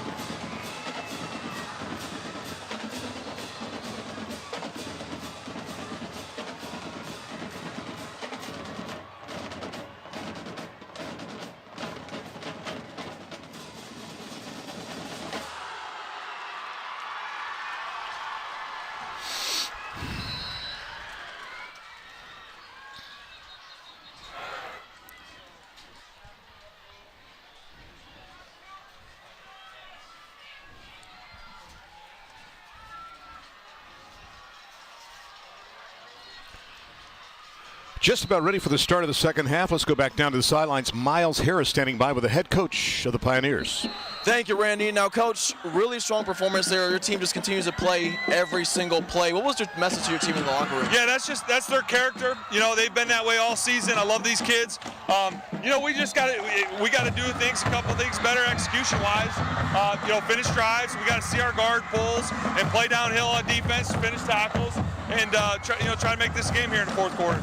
Coach, how impressive was that last play there to go into half there to get that momentum going into the halftime? Yeah, you know, that's what those guys do in practice. They've done it all week. I fully expect them to do that. It's fun to see them go execute in the big stage here. Coach Schroeder, good luck to you in the second half here. Thank you very much. Randy, back over to you guys. Miles and Coach, thank you very much. And it's time now for a quick look at the Dublin Coffman Marching Band, who performed earlier tonight at halftime. This peak sponsored by Music Go Round Marching Band Sound. Check out any of their locations, 2630 Bethel Road and Gahanna inside the Stone Ridge Plaza. Some individual numbers in the first half for the Rocks. Max was 1 of 5 passing for 4 yards, but 8 carries, 27 yards, and a touchdown of 6 yards. And Hurd rushing for Terrell, 18 carries, 134 yards, and a touchdown. For Orange, Whirling passing 7 of 10 for 88 yards. And Robinson caught 6 of those balls for 67 yards. And Bobby Ogles rushing the ball 7 times for 37 yards. Those are the numbers from the first half. Jeff, what do you foresee happening in the second half, sir? Well, it'll be interesting to see because as Coach Zeb Schroeder was talking down there, we want to make this a 4-quarter game, and we want to get to the point where we can get over the hump. And his team has been so close in 3 or 4 of those games, as we talked about before, and just not able to get themselves into that winning column. So a lot of pressure, I think, also on Dublin Coffman. You know, with 2 wins and 4 losses, Randy, they're not mathematically out of the playoffs by any means, but a loss here tonight would make it very difficult for them. Yeah, technically now with 16 teams going in for Kaufman, I think they're in good shape. For Olentangy Orange, realistically, 2 wins would be enough for them, I think, to make it in. Perhaps even 1. You've got 3 teams right now that are winless of the 19 teams in their region. So we'll see what happens here to start the second half. And Orange will get the ball to start the second half. So we had some questions about the coin toss because it was done so early. Nobody saw it. So Orange now with a chance to build off that momentum they had in the waning moments of the first half to go from 14-0 to 14-7 and see if they can add another score. They add an 11th man as an up man for the Pioneers, and Mr. Schramm has it teed up, going from left to right with a boot from the Rocks, and here we go, quarter number 3 underway, and the return going to start by Rudolph from the 4-yard line. Zigs left, then zags right, then gets up to the 28, maybe the 29-yard line, and close to the 30 before he's knocked down on the play. So he'll return it about 26 yards, and the Pioneers will get the ball on offense first here in the second half. Resetting, Kaufman comes in at 2-4, and Orange at 0-6 on the campaign. So 1st and 10, the quarterback again, Jake Whirling, 6'1", 180, and a senior.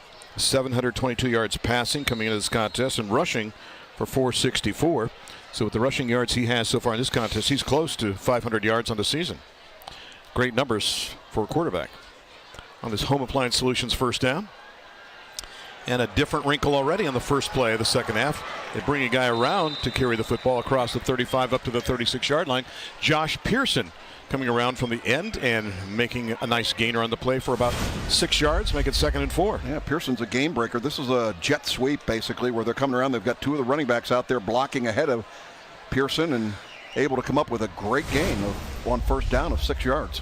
And we had motion. Did they violate the neutral zone? We may have had an encroachment on the defense. Couple of penalties in the first half against the Rocks. That'll certainly give them a first down. Number 9, result of the penalty, first down. So an encroachment will mark the ball out to the 41-yard line, and a gift first down now for the Pioneers to start things in the second half. Probably changes your play call. See if they go to a little bit different formation. Yeah, 2 wide to the top, including Drew Dunham, who is now going to come a little tighter in the play. And they still have that wing to the bottom of the set. And in motion again, it's Pearson to the other side and gets it up to the 43-yard line, maybe the 44. So instead of picking up 6, they get half as many yards this time, pick up a long 3. It'll be 2nd and 7 from there. Just a mirror look of what they ran on the previous play here, Randy, with the jet sweep going around to the right side. And this time Dublin Shamrock stayed home, able to make the play. Is there a message there? Are they trying to stretch out the defense? It could be. They peer to the sidelines again, a couple of coaches with signals. And Whirling going to Retreat into a pistol look now on a 2nd and 7. And quick pop out here, out across the 45 and out to the 48, maybe the 49-yard line. Goes to Max Rettelbach, 6'4", 185, and a senior.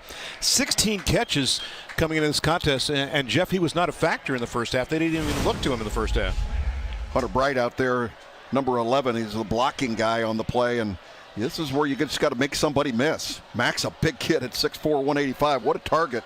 Not necessarily a guy that you're trying to get in space. You know, you like to have him running down the seam maybe. And his stepdad is somebody you may have heard of, Chris Stabline. So it is 3rd down, and they need a couple now to move the sticks. And on the ground they keep it, and they've got the first down. And look out, down the sidelines to the 20, to the 10, whirling.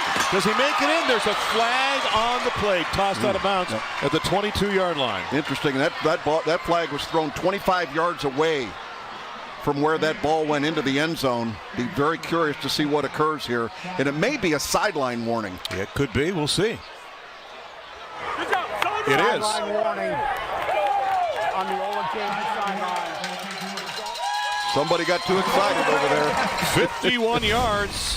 Do you blame him? All right, now watch along the line here. You're going to see the great fake back there, but quarterback Jake Whirling takes off. This will be a 6th rushing touchdown of the season. Really good job of hiding the ball in the backfield. Good job of faking and a good job of carrying out the fake by Bobby Ogles. Once he got by the Will linebacker, Carson Cox, it was smooth sailing from there. So a chance now for Berry to tie this game at 14 early in the second half. The snap, the kick, plenty of leg. And we are knotted at 14 apiece, some 2 minutes and 13 seconds into the second half. Yeah, this is not a big play team necessarily, but that is 2 big plays in a row. The end of the second quarter and the beginning of the third quarter. We pause now for a moment for a word from Columbus State Community College.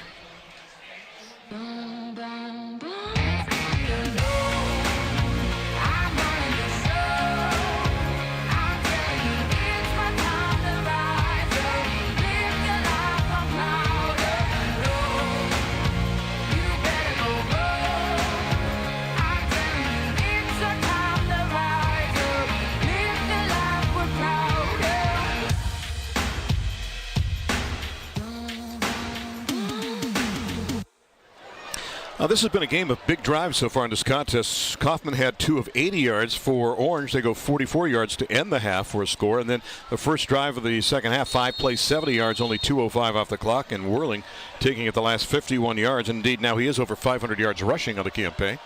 And Berry with the boot, and it is caught 1 yard deep. So we'll make that touchback number 9 for Mr. Berry on the season. We'll take a look at the score one more time and watch. Once he gets by number 20, it's pretty smooth sailing from there. Look at the fake in the backfield, really. That's the thing that really makes it special. You can see making people miss, able to break that tackle there, and then it's just man on man who's got the most speed. And at this point, it clearly is your quarterback, Jake Whirling.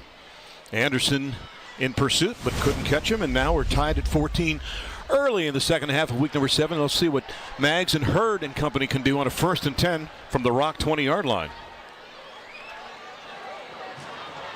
On a keeper for Maggs, and he extends his body out to around the 22, maybe the 23-yard line. Short gain off the right side, so it'll be 2nd down from there. What has worked well for Kaufman in this contest? Well, obviously running the football with your quarterback, and also Jarrell Hurd has been spectacular. 140-some yards of rushing the football.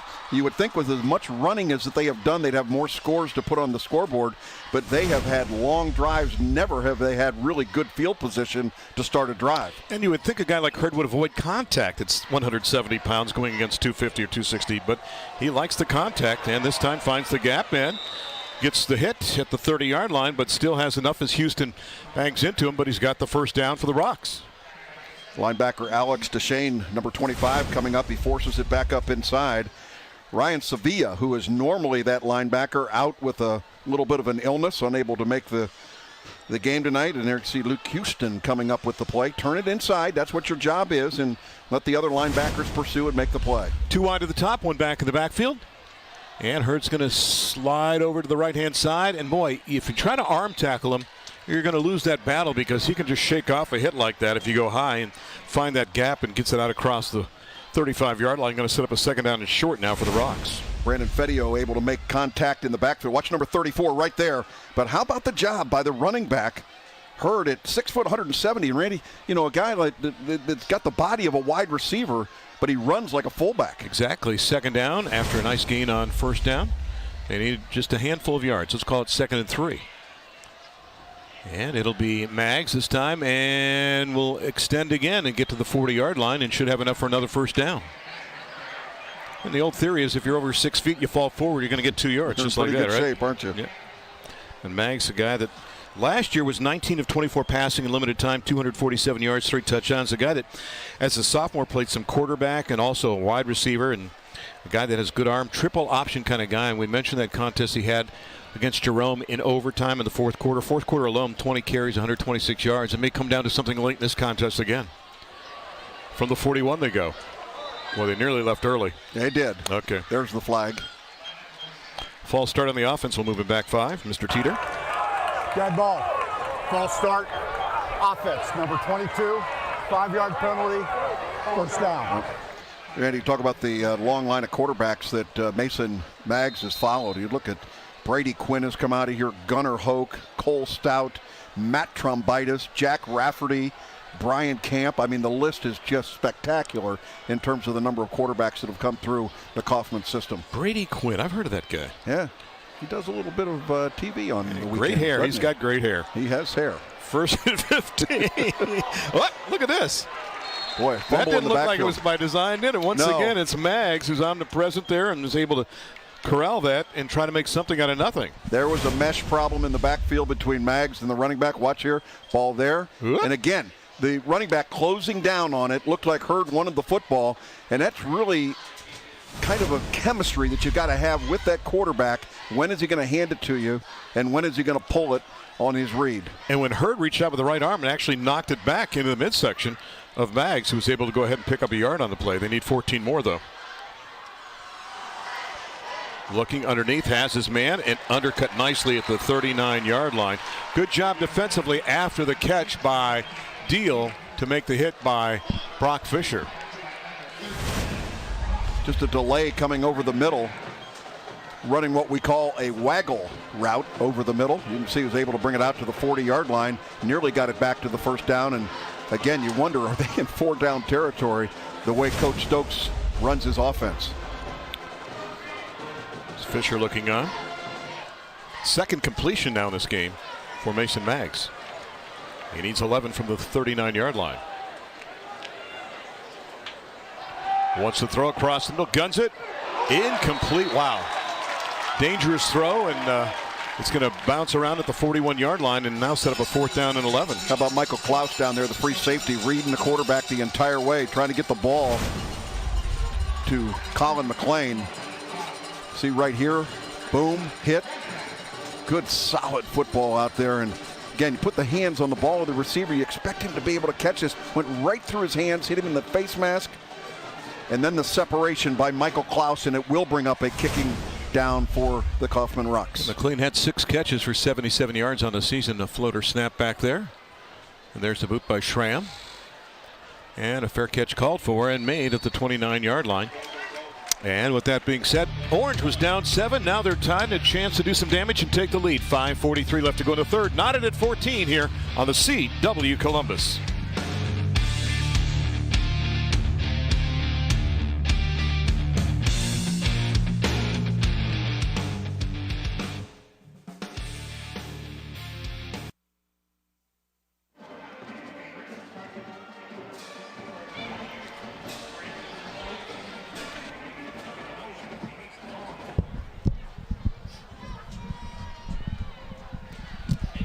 It's going to be my post-game snack if there's anything left. They're good all the time. You better hide one. Okay. What card? What card is that? Is it from this game a year ago? No, that would have been perfect.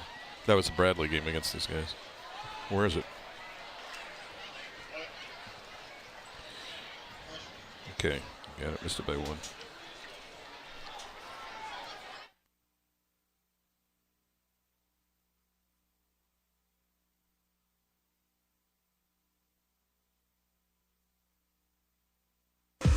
high school football memories made right here on the CW Columbus. Double overtime. Reynoldsburg down 36-35. A chance to win it. A chance for New Albany to win it. McLeod under center. Rolls to his right. Lobs it up for grabs, and the pass incomplete. Incomplete, no flag, and New Albany has survived in double overtime, 36-35. Jeff, what a classic we had here. This goes in the vault. I think that was a lid lifter in 2014, Jeff. Remember that situation? And Reynoldsburg actually had a chance to win that. They look long downfield for big number 88, wide open. They overthrow Reidelbach at around the 45-yard line. But remember, there's a Reynoldsburg guy that intercepted a pass and was taking it down the sidelines and kind of took it easy near the goal line and got brought down. Reynoldsburg then in a situation where they decided to go for two in that second overtime and came up short.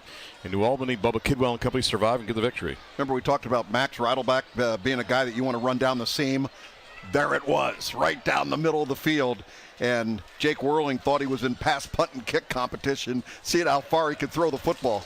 Trying to think back to 14. That might have been Pat Samanich territory back then when he was leading the Eagles. So second down and 10 now here in this situation for Olentangy as they hold on defense and trying to make something happen. And Whirling looking and looks for Reidelbach. Got him at the 40-yard line.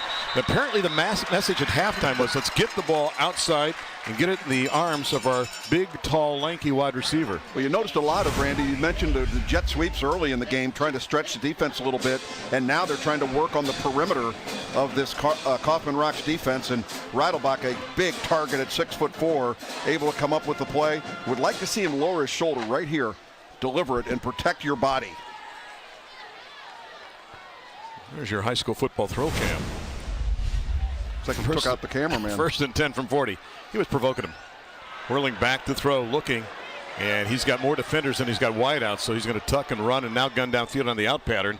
And looking on the play for Robinson, pass falls incomplete. But Jeff, I scanned the field. I saw 3 receivers and I saw 6 DBs and linebackers downfield. Yeah, there was nobody downfield. They were trying to hit the home run again, hoping they would be able to get it. You can see the quarterback looking straight downfield. Nothing there, nothing there. And Bales here, and basically, Randy, this ball is thrown away, even though he's near a receiver. They'll come back to live another down, 2nd and 10. Mitchell Broski's had a great game tonight. Defensively, you saw him just spying and scanning the field, looking for the receivers and looking to the eyes of Jake Whirling, the quarterback, doing a great job. What he's supposed to do as a Sam linebacker, the returning starter, and acting like the veteran that he is. 2nd down and 10 now. Pressure on. Can he get away from it? Throws it as he's being dragged down to the ground. The pass falls incomplete. And I believe earlier I mentioned a guy named Mitchell Broski, did I not, on play before? And again, he provides the pressure that time. The one thing they haven't done is go much to Ogles here in the second half. Randy, this is a mistake right here by the running back. Doggone it, you got to make that block. Bobby Ogles went over and apologized to his quarterback, nearly decapitated the quarterback. You've got to do a great job if you're a running back of picking up that blitz coming in there. And Bobby Ogles just did nothing, and he owes his quarterback an apology, and he got it. You know, a little Khrushchev there pounding the table. Jeff getting into it here. I just remember how I was treated when I missed blocks. Amen. Whirling wants to throw on a 3rd and 10. Waiting, buying time, rolling, looking downfield. On the out pattern, has his man. That's Reidelbach, who makes the catch beyond the sticks. That's a perfect job of the receiver, too, coming back to the quarterback when he sees he's in trouble, rolls to that side of the field, and then makes the comeback catch. Yeah, Randy, and the really good thing is you don't have any holding on the play. It is very difficult for that offensive line not to get downfield and not hold on the play. Reidelbach made himself available to his quarterback by finding an open spot, and he got the first down. What a big play. They were trying to wheel route out of the backfield. They were trying to get the ball to Bobby Ogles coming out of the backfield. Dunham, Robinson, and Reidelbach go wide to the bottom of the set. Whirling is now 9 of 15 for 104 yards and a touchdown. This time they'll keep it on the ground. And mentioned we hadn't seen Ogles, and now we do. So now you've got the Kaufman defense guessing right now as to what you'll do. And that time they exploit the quick hitter, and that quick opener picks up more than 20 yards and gives them the first down inside the 30-yard line. That's one of the ways you make up for that missed block, is go in there and have a great effort up the middle. Good blocking by the offensive line. But look at the number of white jerseys that had an opportunity to bring down Bobby Ogles, and he doesn't take it. He's got it down to the 28-yard line. 1st and 10, Orange from there.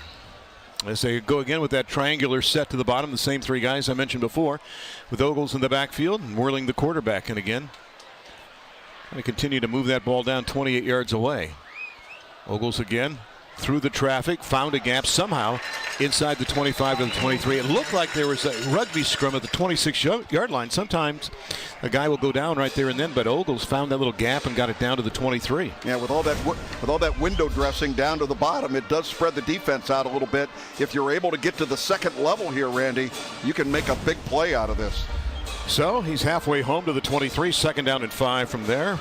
Zeb Schroeder looks on, a guy that, by the way, would like a nice early birthday present. He turns 43 tomorrow. 2nd down and 5. The quick pop, it goes to Robinson. He's got the 20, he's got the 19. It looks like he's shy of the first down by about a yard. Well, they've used that play a lot tonight where they've thrown the ball out there to the one receiver, used a couple to block for him. Watch again. Good fake, throw the ball out here. 2 blocking receivers down there, and you can see him mark the ball right at the top of the 19-yard line, and they need about the length of the football here on 3rd down to get the first down. 3rd down and a long one. Again, trips look to the top of the set. Ogle Jeff wants to be Ogles. He won't be. He'll be whirling. And the Dervish gets it inside the 18. He's got the first down. That'll move the sticks now one more time as we approach 3 minutes left to go here in quarter number 3.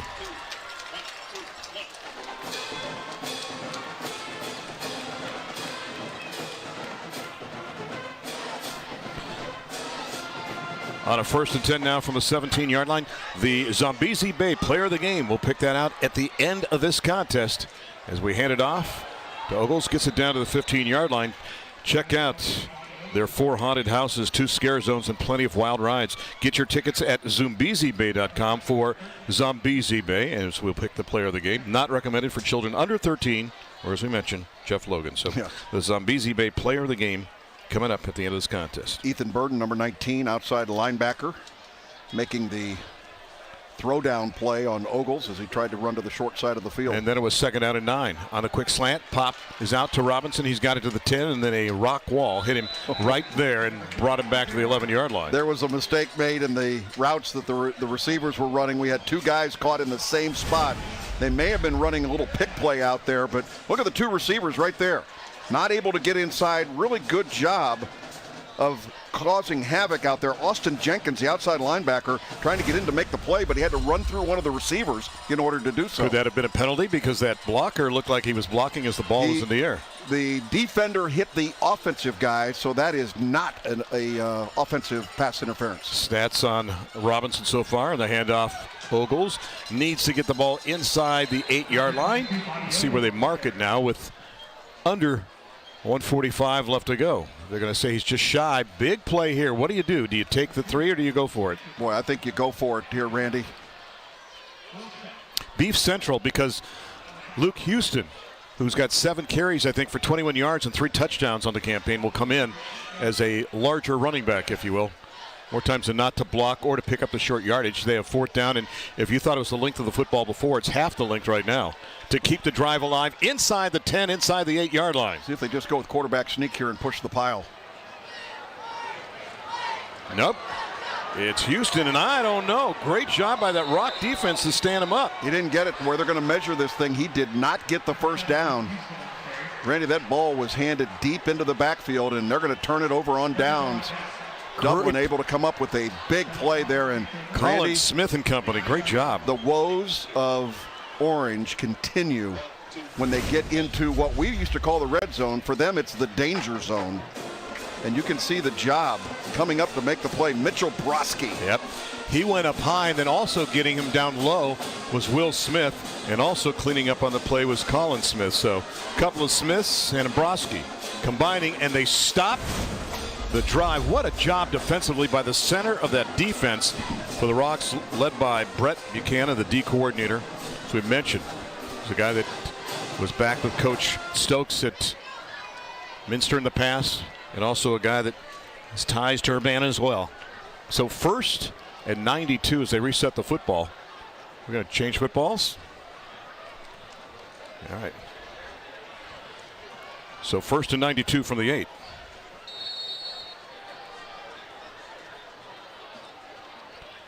Maggs to Hurd to the 8.5, and that's about it. Good job in the middle of that defense.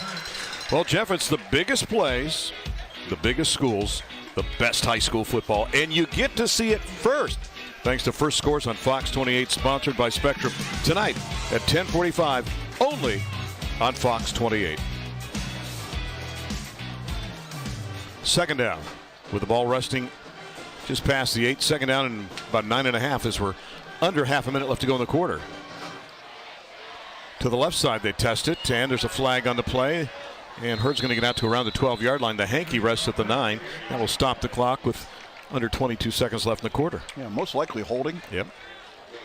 Now, do you take it here or do you go for a 3rd and long? It's a real tough one because they gained about a yard on the play. It would have been 3rd and 10, or they're going to bring up 2nd and about 16. See what the coach does.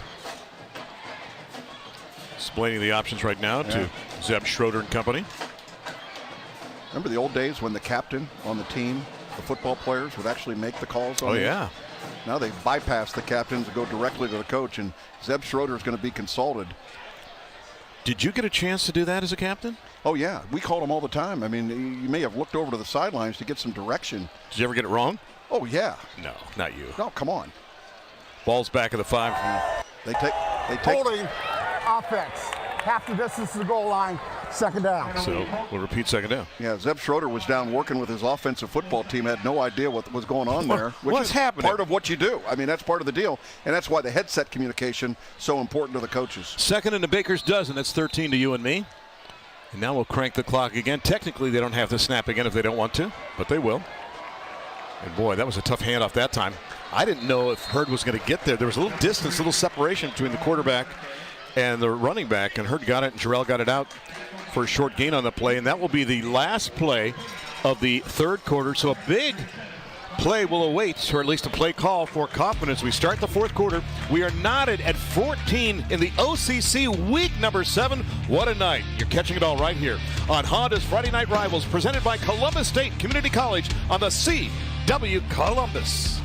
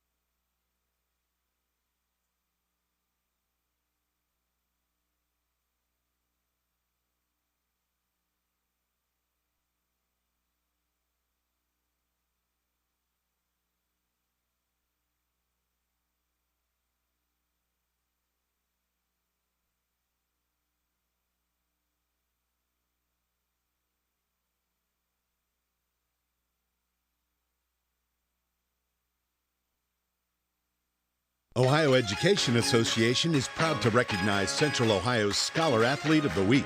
Quinn Shannon has lettered in both track and soccer at Olentangy Orange High School. She set the school record in track for the 3,200-meter relay. Quinn is a National Merit Scholar semifinalist, yearbook editor-in-chief, and has a 4.3 GPA. She is president of the Interact Club and an active member of her church youth group.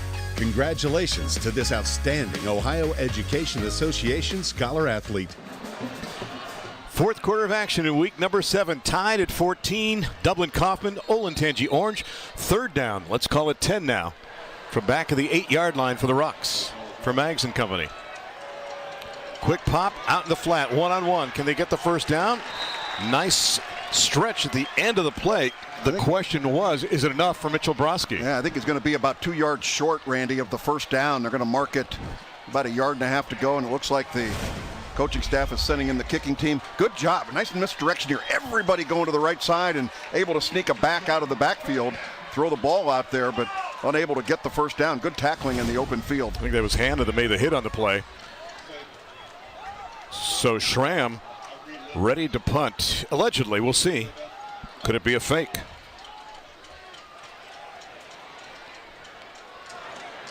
Did you snap it to an up guy? Nope, he's got it.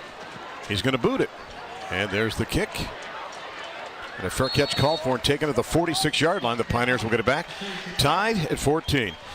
Giving you a look now at the Olentangy Orange High School Pioneer Marching Band, who performed earlier tonight at halftime. This peak sponsored by Music Go Round Marching Band Sound. Check out any of their locations, 2630 Bethel Road and Gahanna inside the Stone Ridge Plaza. And I can tell you what, both of these bands, world class tonight with their performances. And it is a treat to get that kind of entertainment before, during, and after a game. 1st and 10 now. Mark it at the 46-yard line for Whirling & Company. Quick pop. Robinson's got it at the 49. Gets up to the 50. He picks up about 4 in the play.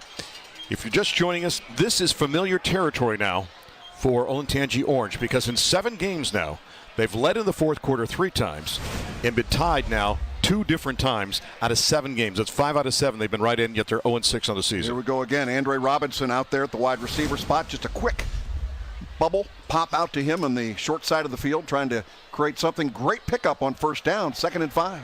From the 49-yard line. Balance set this time.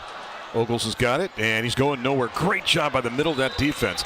Bounces it off, gets it maybe back to the 49 and extends to the 48-yard line. 3rd down, big play for both sides now as we're just about 90 seconds into the fourth quarter. Yeah, good job by Bobby Ogles to at least stretch something into here. He stopped right there, but able to continue to keep those legs going.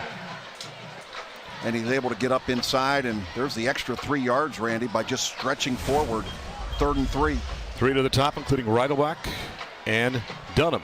They're the widest of the 2, and a timeout taken right now by Orange. Something they did not like. Let me see, 1, 2, 3, 4, 5, 6, 7, 8, 9, 10. Do they have 12 on the field, perhaps?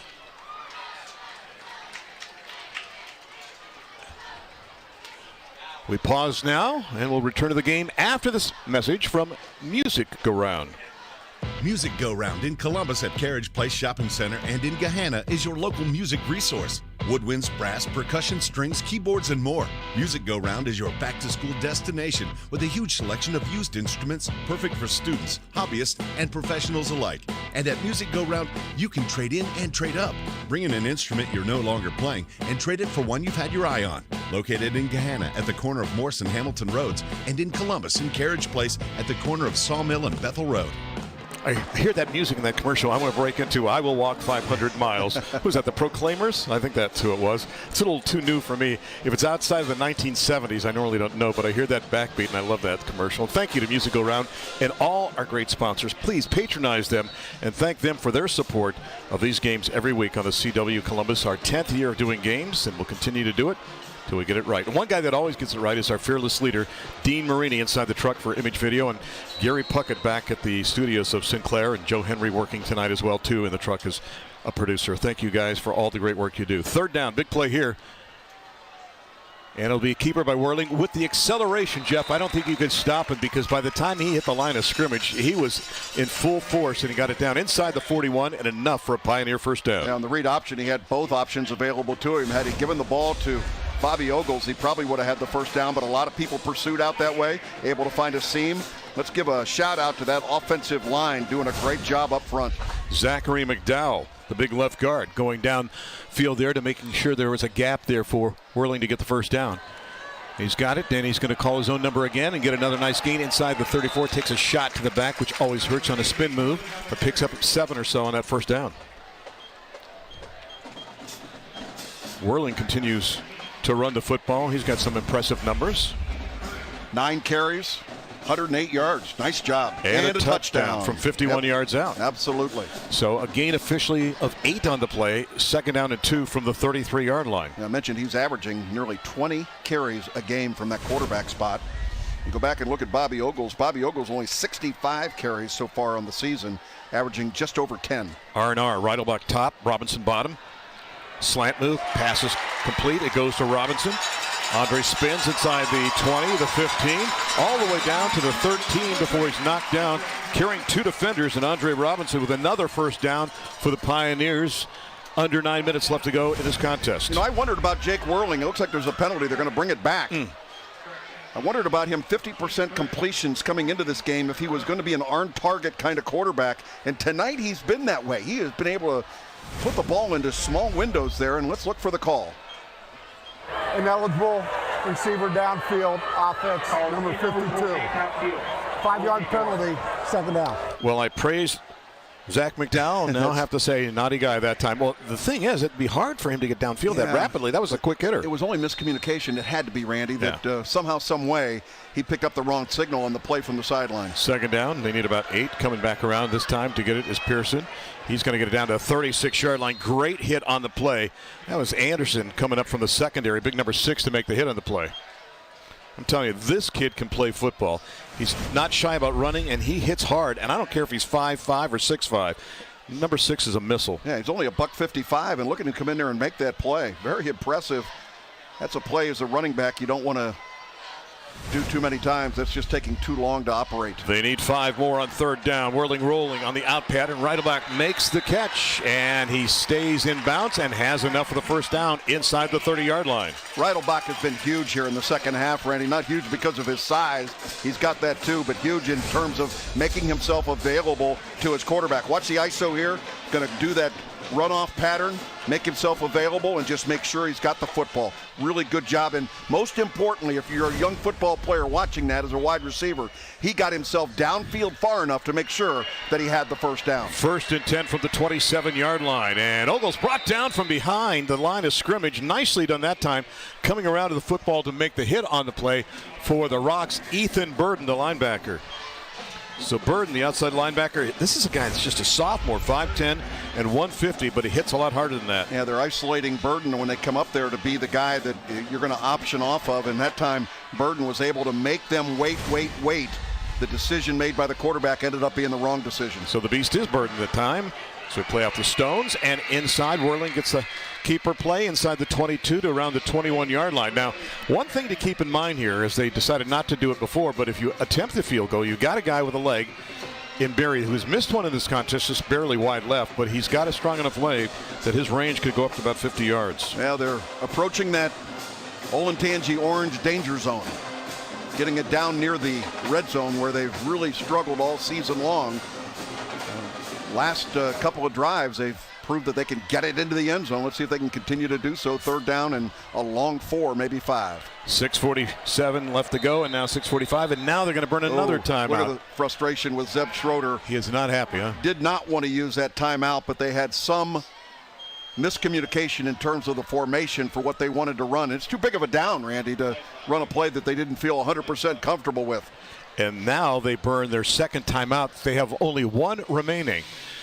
Jeff and I would like you to sit back, relax, and enjoy some of the sounds of the game here from Pioneer Field tonight.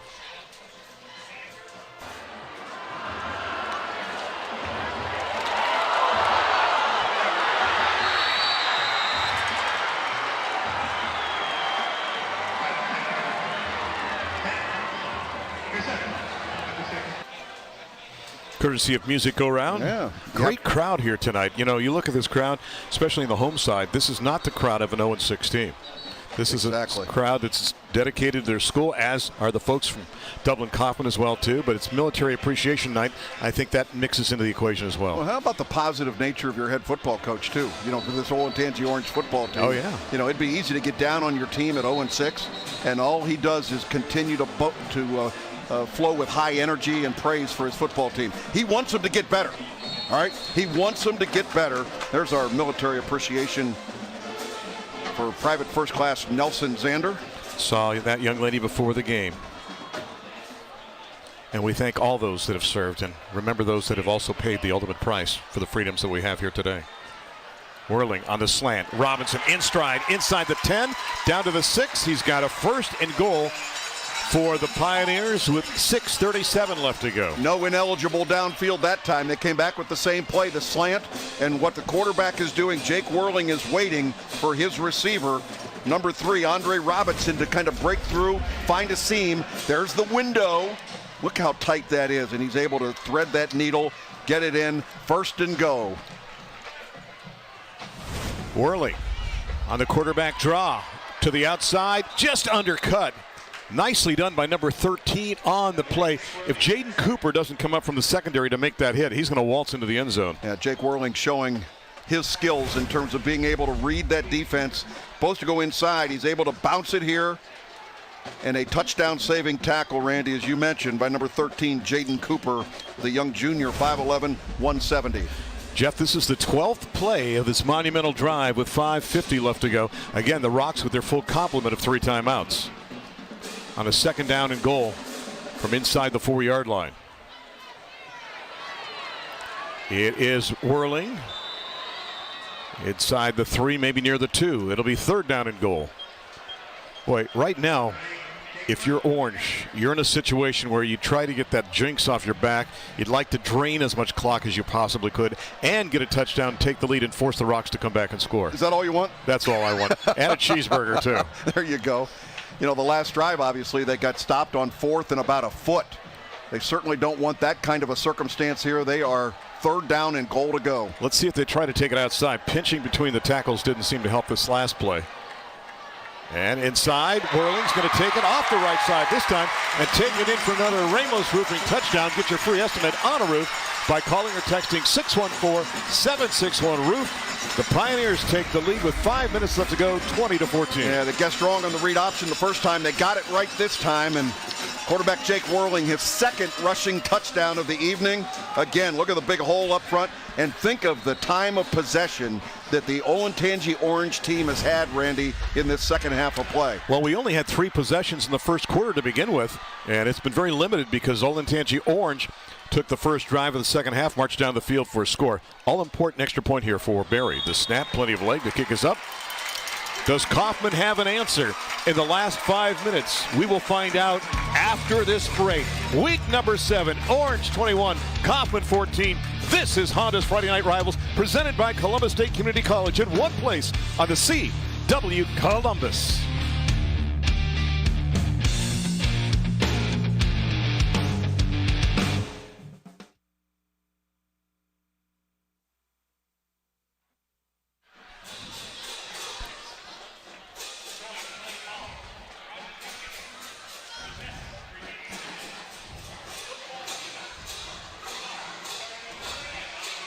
Copy.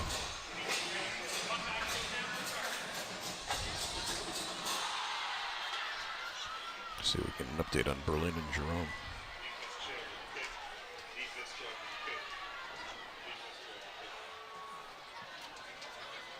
Yeah. Mm-hmm.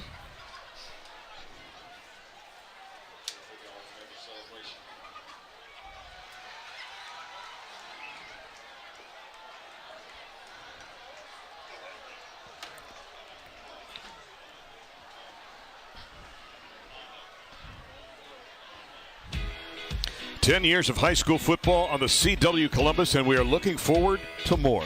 To have your team considered to be a part of the 22 season, send an email to the address on the screen. It's glpuckett@sbgtv.com. Again, glpuckett@sbgtv.com. I was asked, why are you guys doing Friday games this year? I said, well, one reason is because we can, and because we did so many on Thursday Night Lights. It's a part of many people's belief now that they're going to go home and watch the game on Thursday. Well, there were some big schools that would not move from Friday to Thursday. And I've got some coaches that say, love the games, watch them every Thursday. Why'd you change? I said, would you play on a Thursday? No, don't want to do it.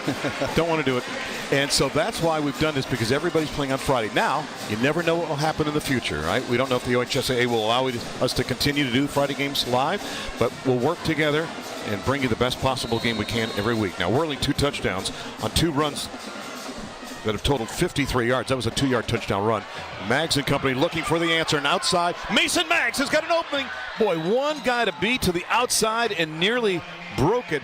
Just one guy with a chance to stop him, because it looked like if he cuts it inside, maybe he's got a chance. But a great gainer that time by Mason Maggs to get a first down. How about a great job of faking inside. Look at the number of players that went after the running back, Jarrell Hurd, and the touchdown saving tackle there by Michael Klaus. coming up from the secondary to make the hit on the play. 1st and 10 from the 37. Big drive for the Rocks. They have 3 timeouts remaining. Hurd's got it. Terrell doesn't have enough blockers. 3 defenders, 2 blockers. Advantage Olentangy Orange on the play. How about the play by Brandon Fedio out there on his own on an island with a running back able to stop and make the play.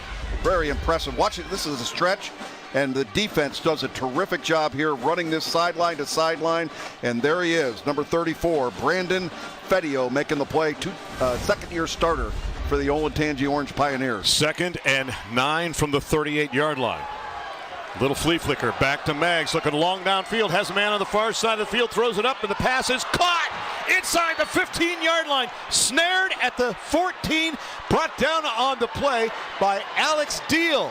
So the razzle-dazzle works, and they've got the ball deep inside Olentangy Orange territory, 1st and 10. Alex Deal, the senior, able to come up with a big throw or catch, but look at the throw by Mason Maggs.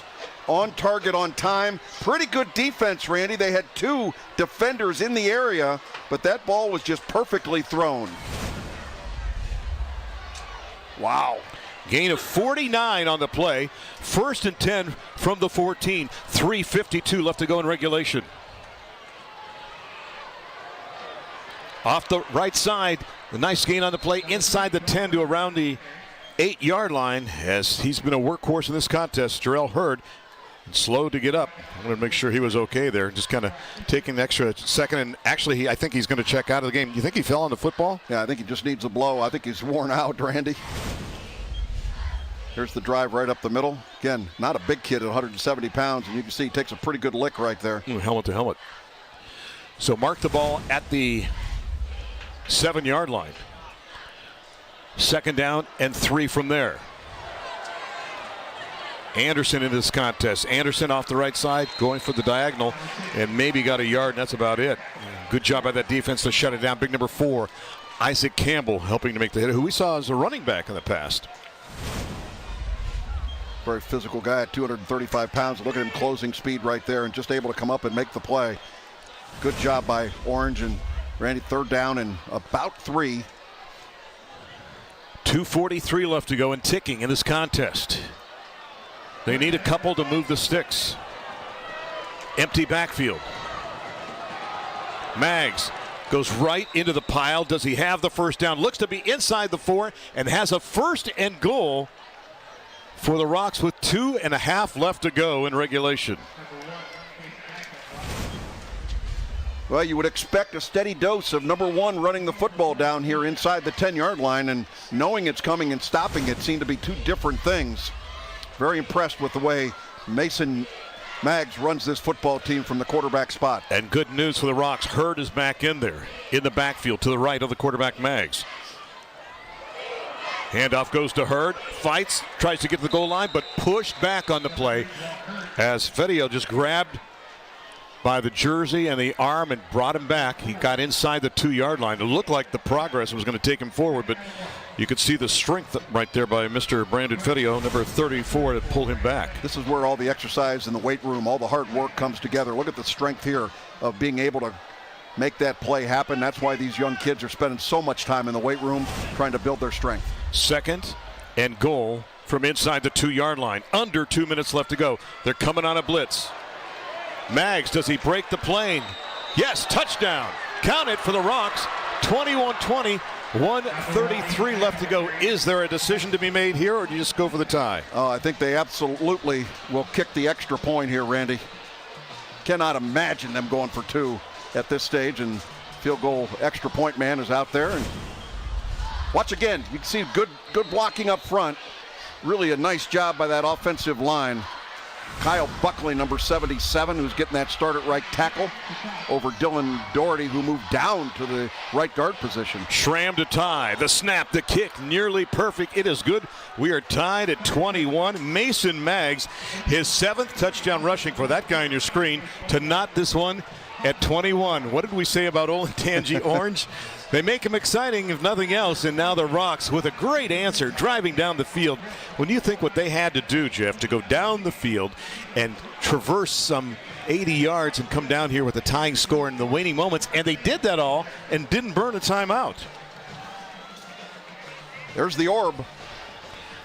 And that thing is going to have to wait for a while because we might be headed to overtime. You never know. Now, remember again, Barry has got a leg for Olentangy Orange. If it comes down to that, they would probably contemplate a long field goal try if they had to. He had a game winner a couple of years ago in the contest against Bradley. Remember, Olentangy Orange used 2 of their timeouts already where they felt like they had the wrong package on the field there in the third and fourth quarter, and puts them a little bit under the gun here in terms of time. But Randy, I got to tell you, plenty of time left in this game for Orange to make something happen. Schramm with the boot from the 6-yard line. Out to the 19, and that is it. That was an 8-play, 82-yard drive. Maggs the last yard for the touchdown, and Schramm the all-important extra point to tie it. Folks, you can make every day a good day, Columbus kind of day. That's right. Make every single day a good day, Columbus kind of day. Let Kurt, Jessica, Katie, and Buck help you get your morning started right. Wake up with Good Day Columbus Monday on ABC 6 and Fox 28. I do it every single day. I actually make the switch, too, from 6 to 28 at 7 in the morning. All right, let's see what happens now. 1st and 10 from the 19-yard line, 1:27 left to go. Whirling thought about throwing, now tucks and gets what he can, goes out of bounds near the 25-yard line with 1:21 left. Good effort by the senior quarterback, looking downfield, not going to throw the ball away there, and got himself out of bounds, stops the clock, 5-yard gain. And I want to remind everybody that there was an earlier play in the third quarter where Max Reidelbach was wide open going down the seam, and Jake Whirling overthrew him. I'm wondering if they go back and knock on that door again. That was a 40-yard pass that was thrown about 43 yards. You're right. On a 2nd down at 5. Whirling to his left. Pressure on. Can he turn the corner? Smith all over him. Has to throw it away. He didn't make the sack on the play, but I tell you what a job by Will Smith. We talked about his motor at 6'3" and 245. That was a runaway train right there, as he was the first to get to the corner and force Whirling to just throw this away. Look at big number 55. He doesn't give up on the play. Just continues to go after him. Mitchell Broski over there as well, and that's going to bring up a 3rd down and 5. And now, if you're the Rocks, you're thinking, can we hold here and get the ball back in regulation, because we still have 3 timeouts left? So now do you concentrate on just getting the 5 or so if you can, if you're the Pioneers?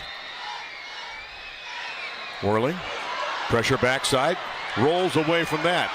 If he keeps running, he's got a chance. And he's going to get the 1st down. Wow. Everything flowed, Jeff, to the near side. You can see that. That's why I said if he keeps rolling that way, he's got the opportunity. So now he's got the 1st down, and he'll move the sticks, and will stop the clock because he went out of bounds with 1:04 left. Yeah, a lot of time ran off the clock, Randy, but this could have been a sack in the back here and continue to run the clock. And what a job Jake Whirling does of just getting himself free, finding the yard marker, and stepping out of bounds right after he picks up the 1st down. Trips to the bottom on this 1st down play. Whirling, looking, gunning. The pass is caught for a gain of about 3 on the play as Drew Dunham comes back. That was a difficult pass play to complete. And the one thing now you can see, the Rocks are getting instantaneous pressure on Jake Whirling. The one thing that Orange is doing is they got a lot of people out there in pass routes, so they're not getting much help in protection. So Dublin bringing as many as they can. They're blitzing a linebacker whenever they get an opportunity to as well. 2nd down, they pick up a couple in that 1st down play. Whirling, looking, pressure to his left. Guns downfield into a crowd. Wow. There's Reidelbach, but there are 3 Rocks as well, too. That's going to fall. Actually, there's 3 receivers and 3 DBs. We call that a convention. It looked like a party going on down there. 3 whites and 3 orange jerseys down there all together. Take your choice. Once again, pressure on the quarterback, not able to kind of stand in there and find the receiver that he's looking for. Pressure by Brandon Doherty coming from that defensive end position, and nobody really in play to be able to make it. Whirling now 14 of 22 passing, 134 yards and a touchdown. Big play here, 3rd down. They need just about 7 to move the sticks again. If not, they may be forced to punt and give the Rocks one more chance in regulation. How about Andre Robinson on the slant again? Opening up the middle, and he dives, but he fell down shy of the sticks. It's going to be 4th down. Do you burn a timeout if you're the Rocks here, or do you burn one if you're Orange? Boy, this is coaching 101 right here, and both coaches are staring each other down. Nobody's calling a timeout. And Here I think again. Orange is going to wait until the back judge perhaps puts up the hand and lets him know there's 5 seconds left until play has to be run. And let's see if the back judge, Mr. Davis, will put up his hand. Or do you just take the 5-yard penalty? We'll find out and burn all the clock. Looks to me like they're going to be able to let it run, Randy. Wow. They didn't have to reset the ball? They did not. Wow. I thought there was going to be more time left than that. So 2.1 seconds left to go. And now the timeout taken. Well, with 2 seconds left to go, you could take one more shot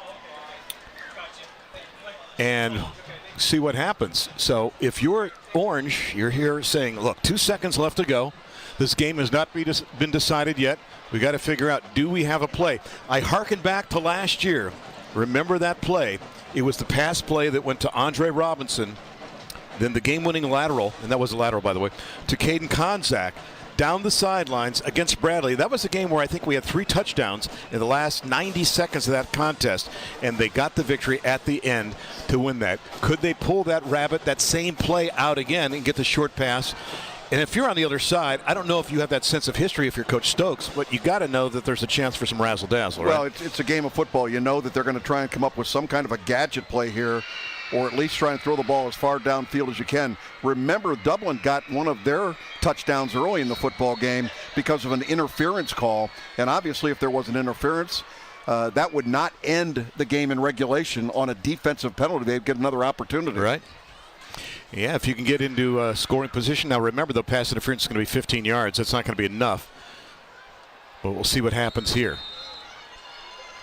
2 seconds left. Trips to the bottom.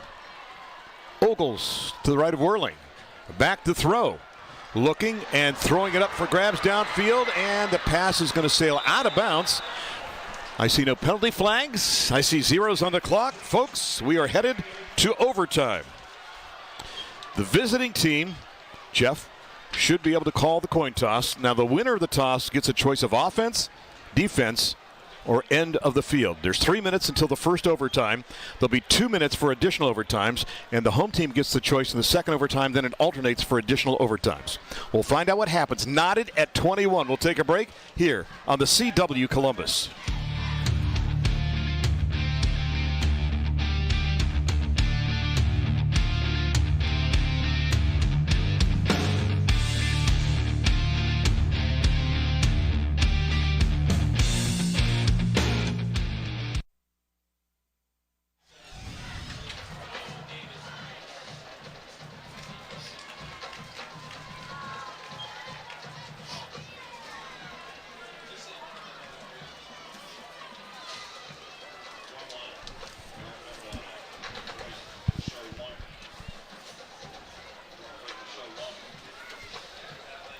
Okay, the theory is supposed to be 3 minutes, but we'll see. Randy, are we assuming quarterback on either side at this stage would be the player of the game? Yeah, well, I don't know, Hurd perhaps as well, too, on the other side. I'm thinking Hurd or Mags, but then Whirling on the other side here. Yeah.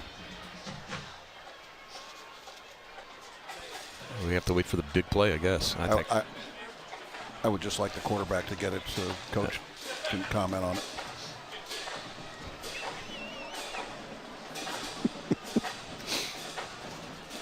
I know.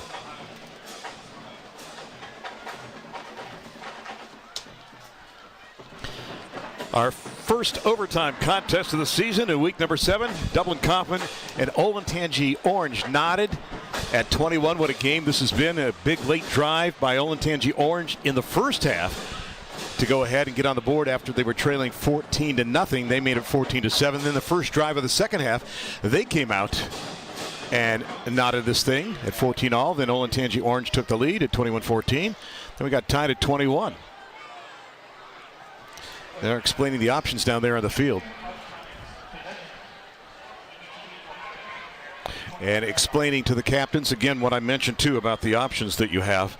Jeff, historically, you want to go second, right? You want to know what the other team has and see what they've done on the scoreboard. So if you know that a field goal is enough for the win, or you have to go for the touchdown to tie it. I don't think it really matters which end of the field you choose either, Randy. There's no win tonight to be concerned about, and looks like Olentangy Orange did win the toss. They're asking what they would like to do, and they will take the ball second and basically play defense first. Yeah, there's no weather advantage tonight either, folks, to determine where you're going to be at which end when it comes to a wind or anything like that. So that's not going to be an issue here when it comes to this. Ironically, our memorable moment came from a game 7 years ago where it was double overtime. Could we be headed in the same direction? Bite your tongue. Thank you very much. Could we be headed in the same direction? Didn't work. Anyway, we'll find out what happens as Campbell looks to the sidelines. Boy, they're struggling down there trying to get this thing done. Well, again, there's 3 options that you have to explain, too. So. Yeah, well, there's not 30. Yeah. All you have to do is say, if you win the toss, we're playing defense first. So we'll set everybody up in the direction they're going. So this is the way that we're going. So Kaufman will get the ball 20 yards out, and they'll get the ball first. And then it'll be Olentangy Orange. So I think we've explained the options pretty well. And we've been touching on potential heroes for our Zambezi Bay player of the game. There's a couple of guys that are in the running for our heroes of the game, but we want to unfortunately go to the other heroes first. We're going to talk about those Logan heroes. Logan, who do you have? Here's your top 5 teams after week number 6, heading into week 7 where we are now. I believe right now Marysville up tonight already early in their game. They're tonight versus Dublin Jerome. Arlington is big over Olentangy. I like what they're doing. Bloom Carroll, I think, has got a chance for a state championship.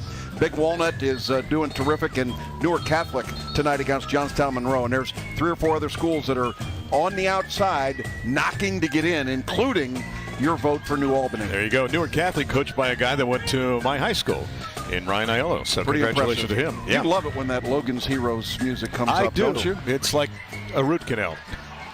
All right, here we go. From the 20. 1st and 10. There'll be no time kept on the clock, just the time between plays. The Rocks have it from the 20-yard line on the first possession. And it'll be Maggs on the keeper. Glides inside the 18 to around the 17-yard line. Nice gain on first down. Sets up a second down situation now. And again, I look down at the crowd here, and you can't help but you're still like a magnet drawn to look at the clock to see if you see anything up there, but of course nothing.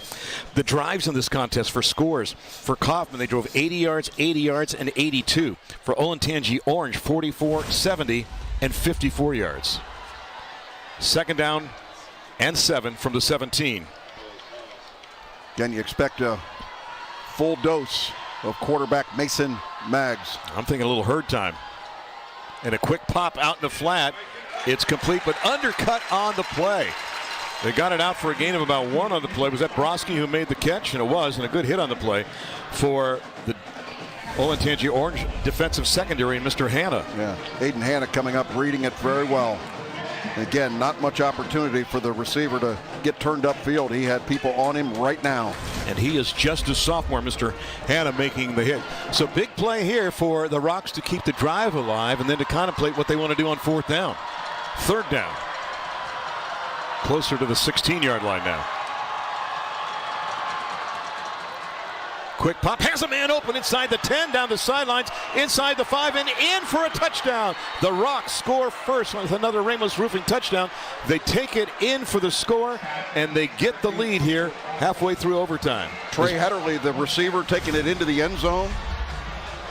Touchdown number 16 or 6 for him on the sea. Oh, my mistake. Broski. My mistake. That was Broski in the end zone. I saw 11 down there celebrating. I thought it was Trey Hetterly with the ball in the end zone. And Broski, what a factor he's been offensively in the 4th quarter now and in overtime as well, too. A guy that was known for his prowess as a linebacker makes some big plays in the 4th quarter, now in overtime.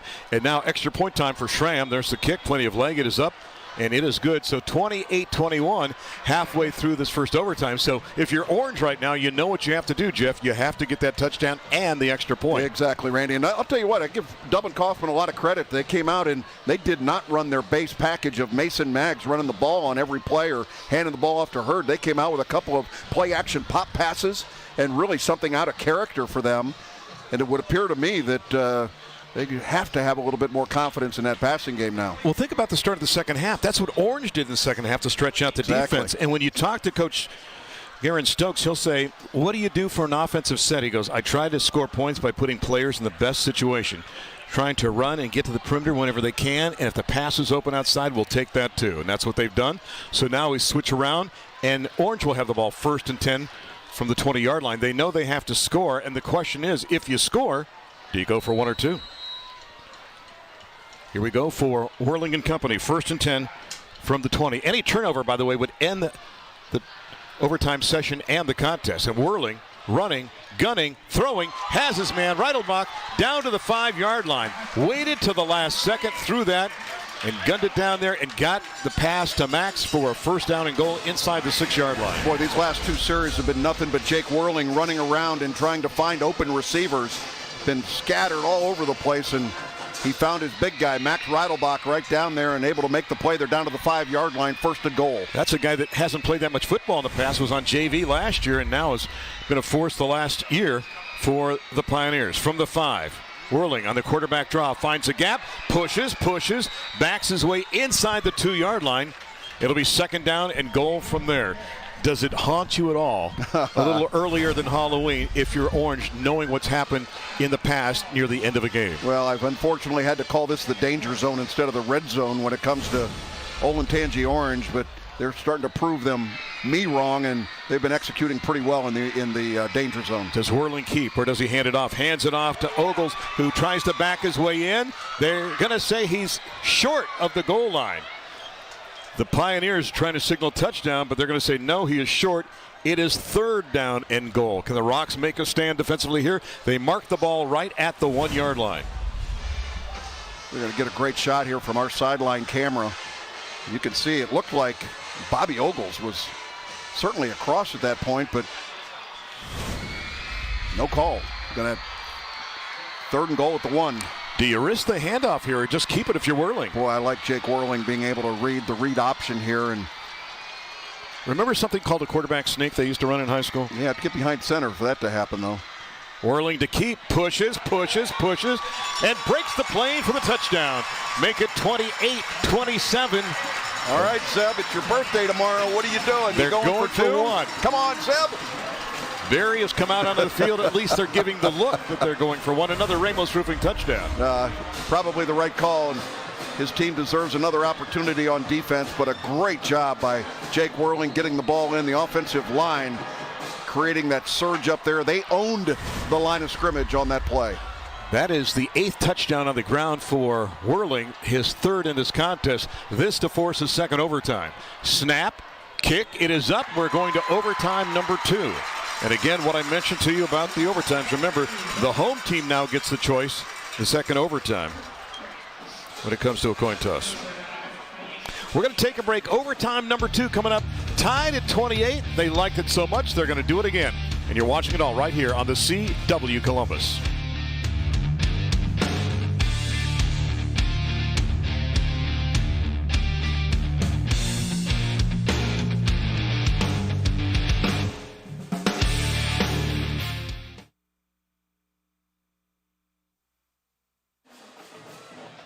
Which one is it? Because college now has changed to it's the 2nd one.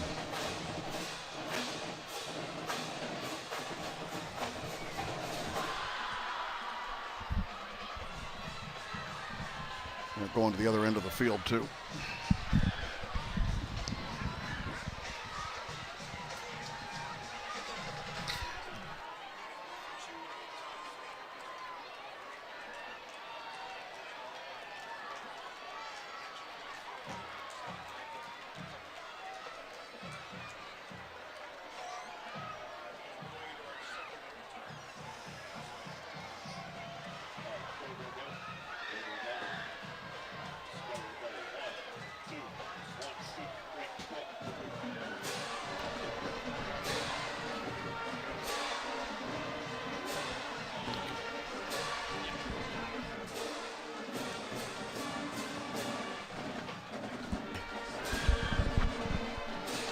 No.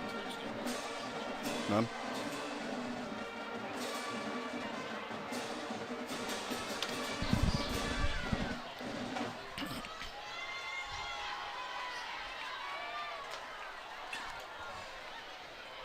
So again, we alternate choices for the 2nd overtime. So the Rocks will play on defense first, and Olentangy Orange will have the ball 1st and 10 from the 20 as we go to the opposite end of the field.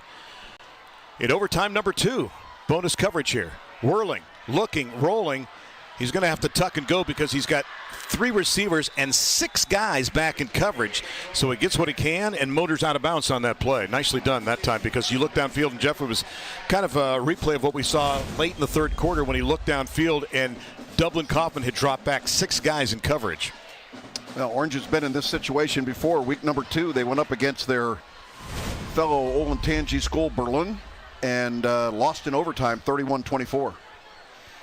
And Jerome lost to Kaufman in overtime when Mags stole the show in the fourth quarter in overtime. Coming back around, this is Pearson. And look at the rocket job. Anderson again, I don't care that he's 5'5". That was pure speed that time to get there and bring him down before Pearson could turn the corner. Yeah, that's the free safety, just like shot out of a cannon, being able to come up there to make the play. He is on a dead sprint to make this happen. And again, the length of time it takes for that play to develop gives that free safety a chance to be able to come over and make the play. It's like a center fielder in baseball, Randy, getting out by that fly ball. Third down and nearly 5 from the 15-yard line. Whirling, rolling, gunning, throwing, bounce it in. He had Robinson underneath. Now what do? You got a 4th down situation. Do you take the attempt for 3? It looks like that's what's going to happen because Barry's coming out onto the field. Yeah, they're going to look at the film on this one and wonder why they were not able to get the ball to Andre Robinson, who was wide open in the back of the end zone. Again, vision of the quarterback, that's a very difficult thing to do, trying to avoid all of the rush. This will be a 31-yard field goal try. Jacob Laddig is a holder from 31 yards, and we had a whistle and a flag before the start. And a false start on the offense. That's going to make it a 36-yard attempt. Dead ball. Illegal procedure. False start. False start. There you go. 25 offense. 5-yard penalty. Still be 4th down. Yeah, I don't think this takes him out of his field goal range, Randy, but it does put that little extra push in your mind. This will mark this down at the 26 for a 36-yard try. I'll give you a little jitter. Snap. The kick, plenty of leg. It is up, and it is no good. Wide left. Looked like he hooked it, which is exactly what happened on his first field goal try tonight.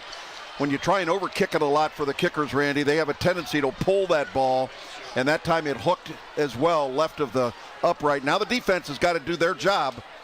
Can't worry about a missed field goal. You got to go out there and do your job and get the ball back for your offense in a 3rd overtime and try and get a win here. And if you're Kaufman, a little pressure is off now because Coach Stokes and company knows that all they need is 3 points. So, and even if you can't convert, I think it makes it a lot easier knowing nothing happened on the prior possession here in overtime 2 as Coach Schroeder paces the sideline. Coach Stokes sends his offense out. Mags and company. Will it be Mags? Will it be Hurd? How about Broski in the play he has been?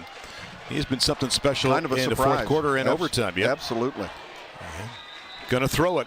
Guns it. There's a flag before the start of the play. Apparently we had a false start on the offense. That was a late flag, though. Move it back 5. Boy, and how about the fact that the Kaufman Rocks have become a passing team here in overtime? Dead ball. False start. Offense. Number 9. 5-yard penalty. 1st down. You know, Jeff, Coach Stokes likes to go for it, that quick hitter, and that time that's what they were looking for, a quick strike to end this game here and now, and instead they're going to march it back 5. Well, Braden Doherty, number 9, plays that tight end position. 6'5" receiver. He was just running a seam route right down the middle, trying to find him there. It looked like he was open. So it'll be 1st down and 15 from the 25. Hurd inside the 20 and just glides forward inside the 17 to the 16. Another Home Appliance Solution 1st down run, and we've got a player down at around the 17-yard line. It's a member of the Orange, slow to his feet.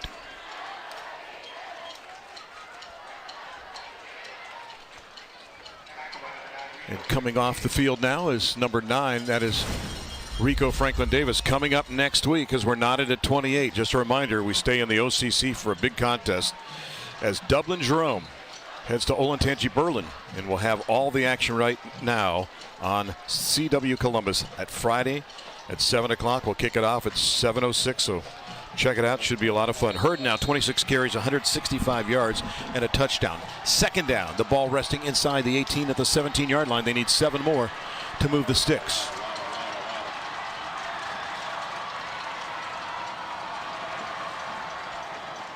Mags to Hurd to turn the corner. He's got the 11-yard line. It's going to be 3rd down and short, very close to the 1st down.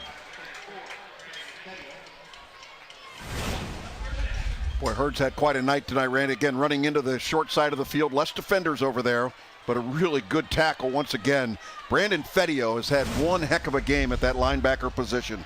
Fedio has, and Hismir Broski on the other side of the field for the Rocks. 3rd down and 1 from the 11.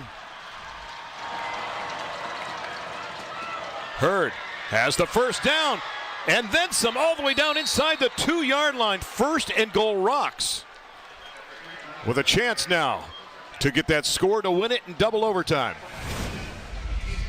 Here's the handoff. Nothing special here, just having that offensive line explode. And what an effort again by Jarrell Hurd. Come into the ball game with only 182 yards rushing. Looks like he's got more than that tonight. I mean, he has just been spectacular. 1st and goal inside the 2 from Maggs and company. No backs in the backfield. This is quarterback run all the way. A chance to win it right here. Tucks goes and doesn't do it. Houston knocks him down. Luke with the hit inside the 2. And they'll be delayed at least one play. Boy, great job by number 7, the middle linebacker. Look at him just fire through there. That is a perfect tackle from a execution standpoint.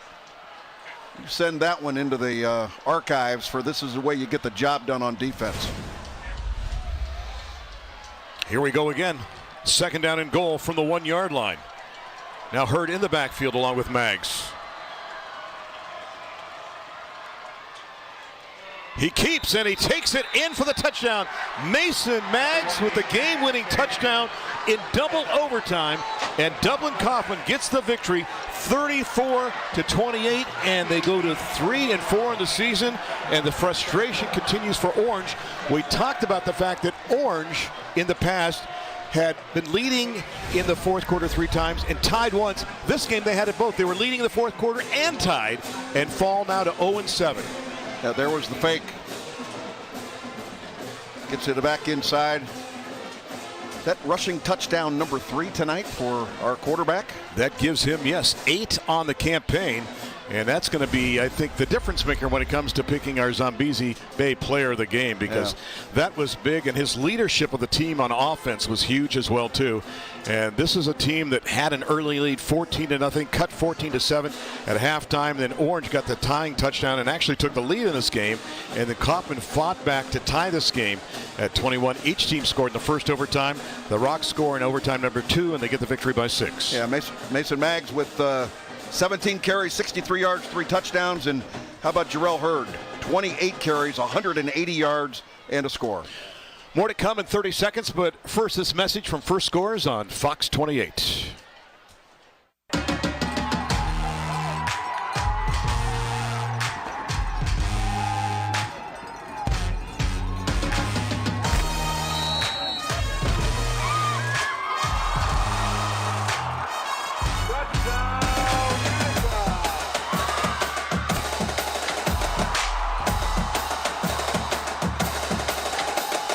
First Scores on Fox 28, sponsored by Spectrum, tonight at 10:45.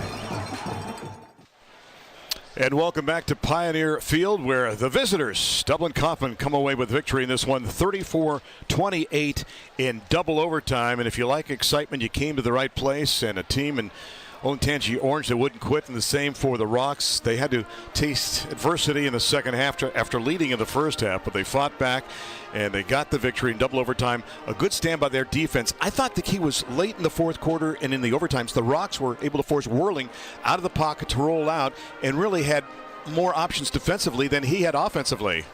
So it's time now to pick our Zambezi Bay player of the game in just a second. But first, let's head down to the sidelines where Miles Harris is standing by with the head coach of the Rocks. Thank you, Randy. Coach Stokes here. Coach, this is a pretty tough win for you. What made things so difficult tonight?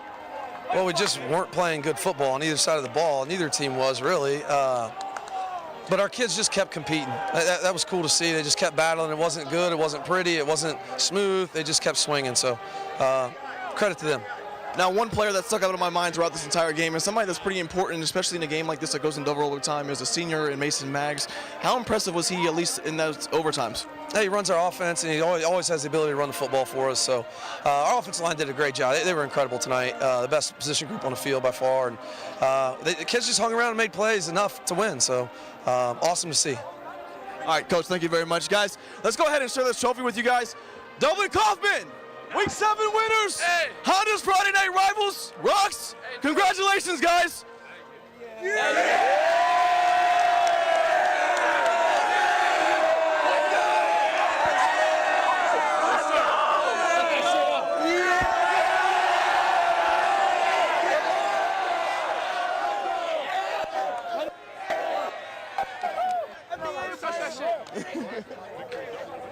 And on the other end, you've got that scenario where they have fought hard for 7 weeks. They've come so close. You know, the old cliche is they're the best team with no wins. But I got to say, at 0-7, I haven't seen a team perform this well and go 0-7. Well, they're a very classy program and well coached, and you certainly think they deserve more out of their season than what they've been able to get. It's been very disappointing, but I guarantee you, Coach Schroeder will keep his chin up.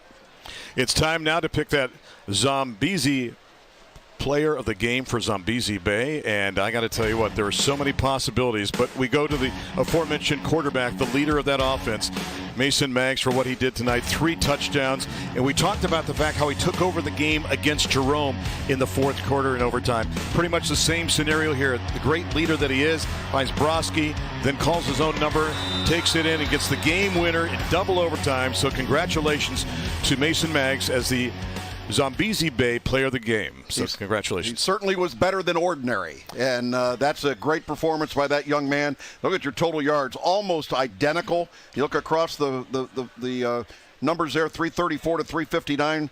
Orange leading the way. Only 80 passing yards, but Randy, most of those passing yards came late in the football game when they had to throw the football.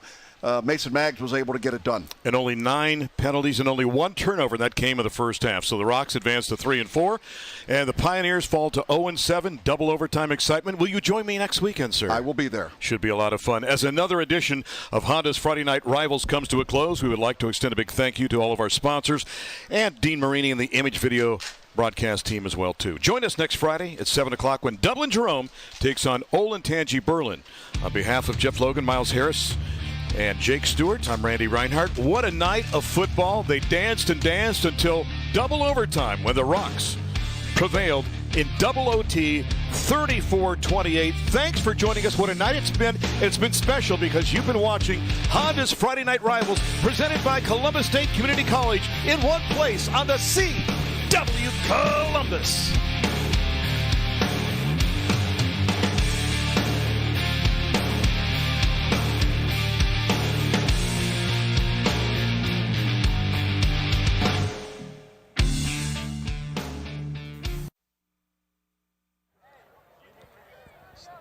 All right, 3, 2.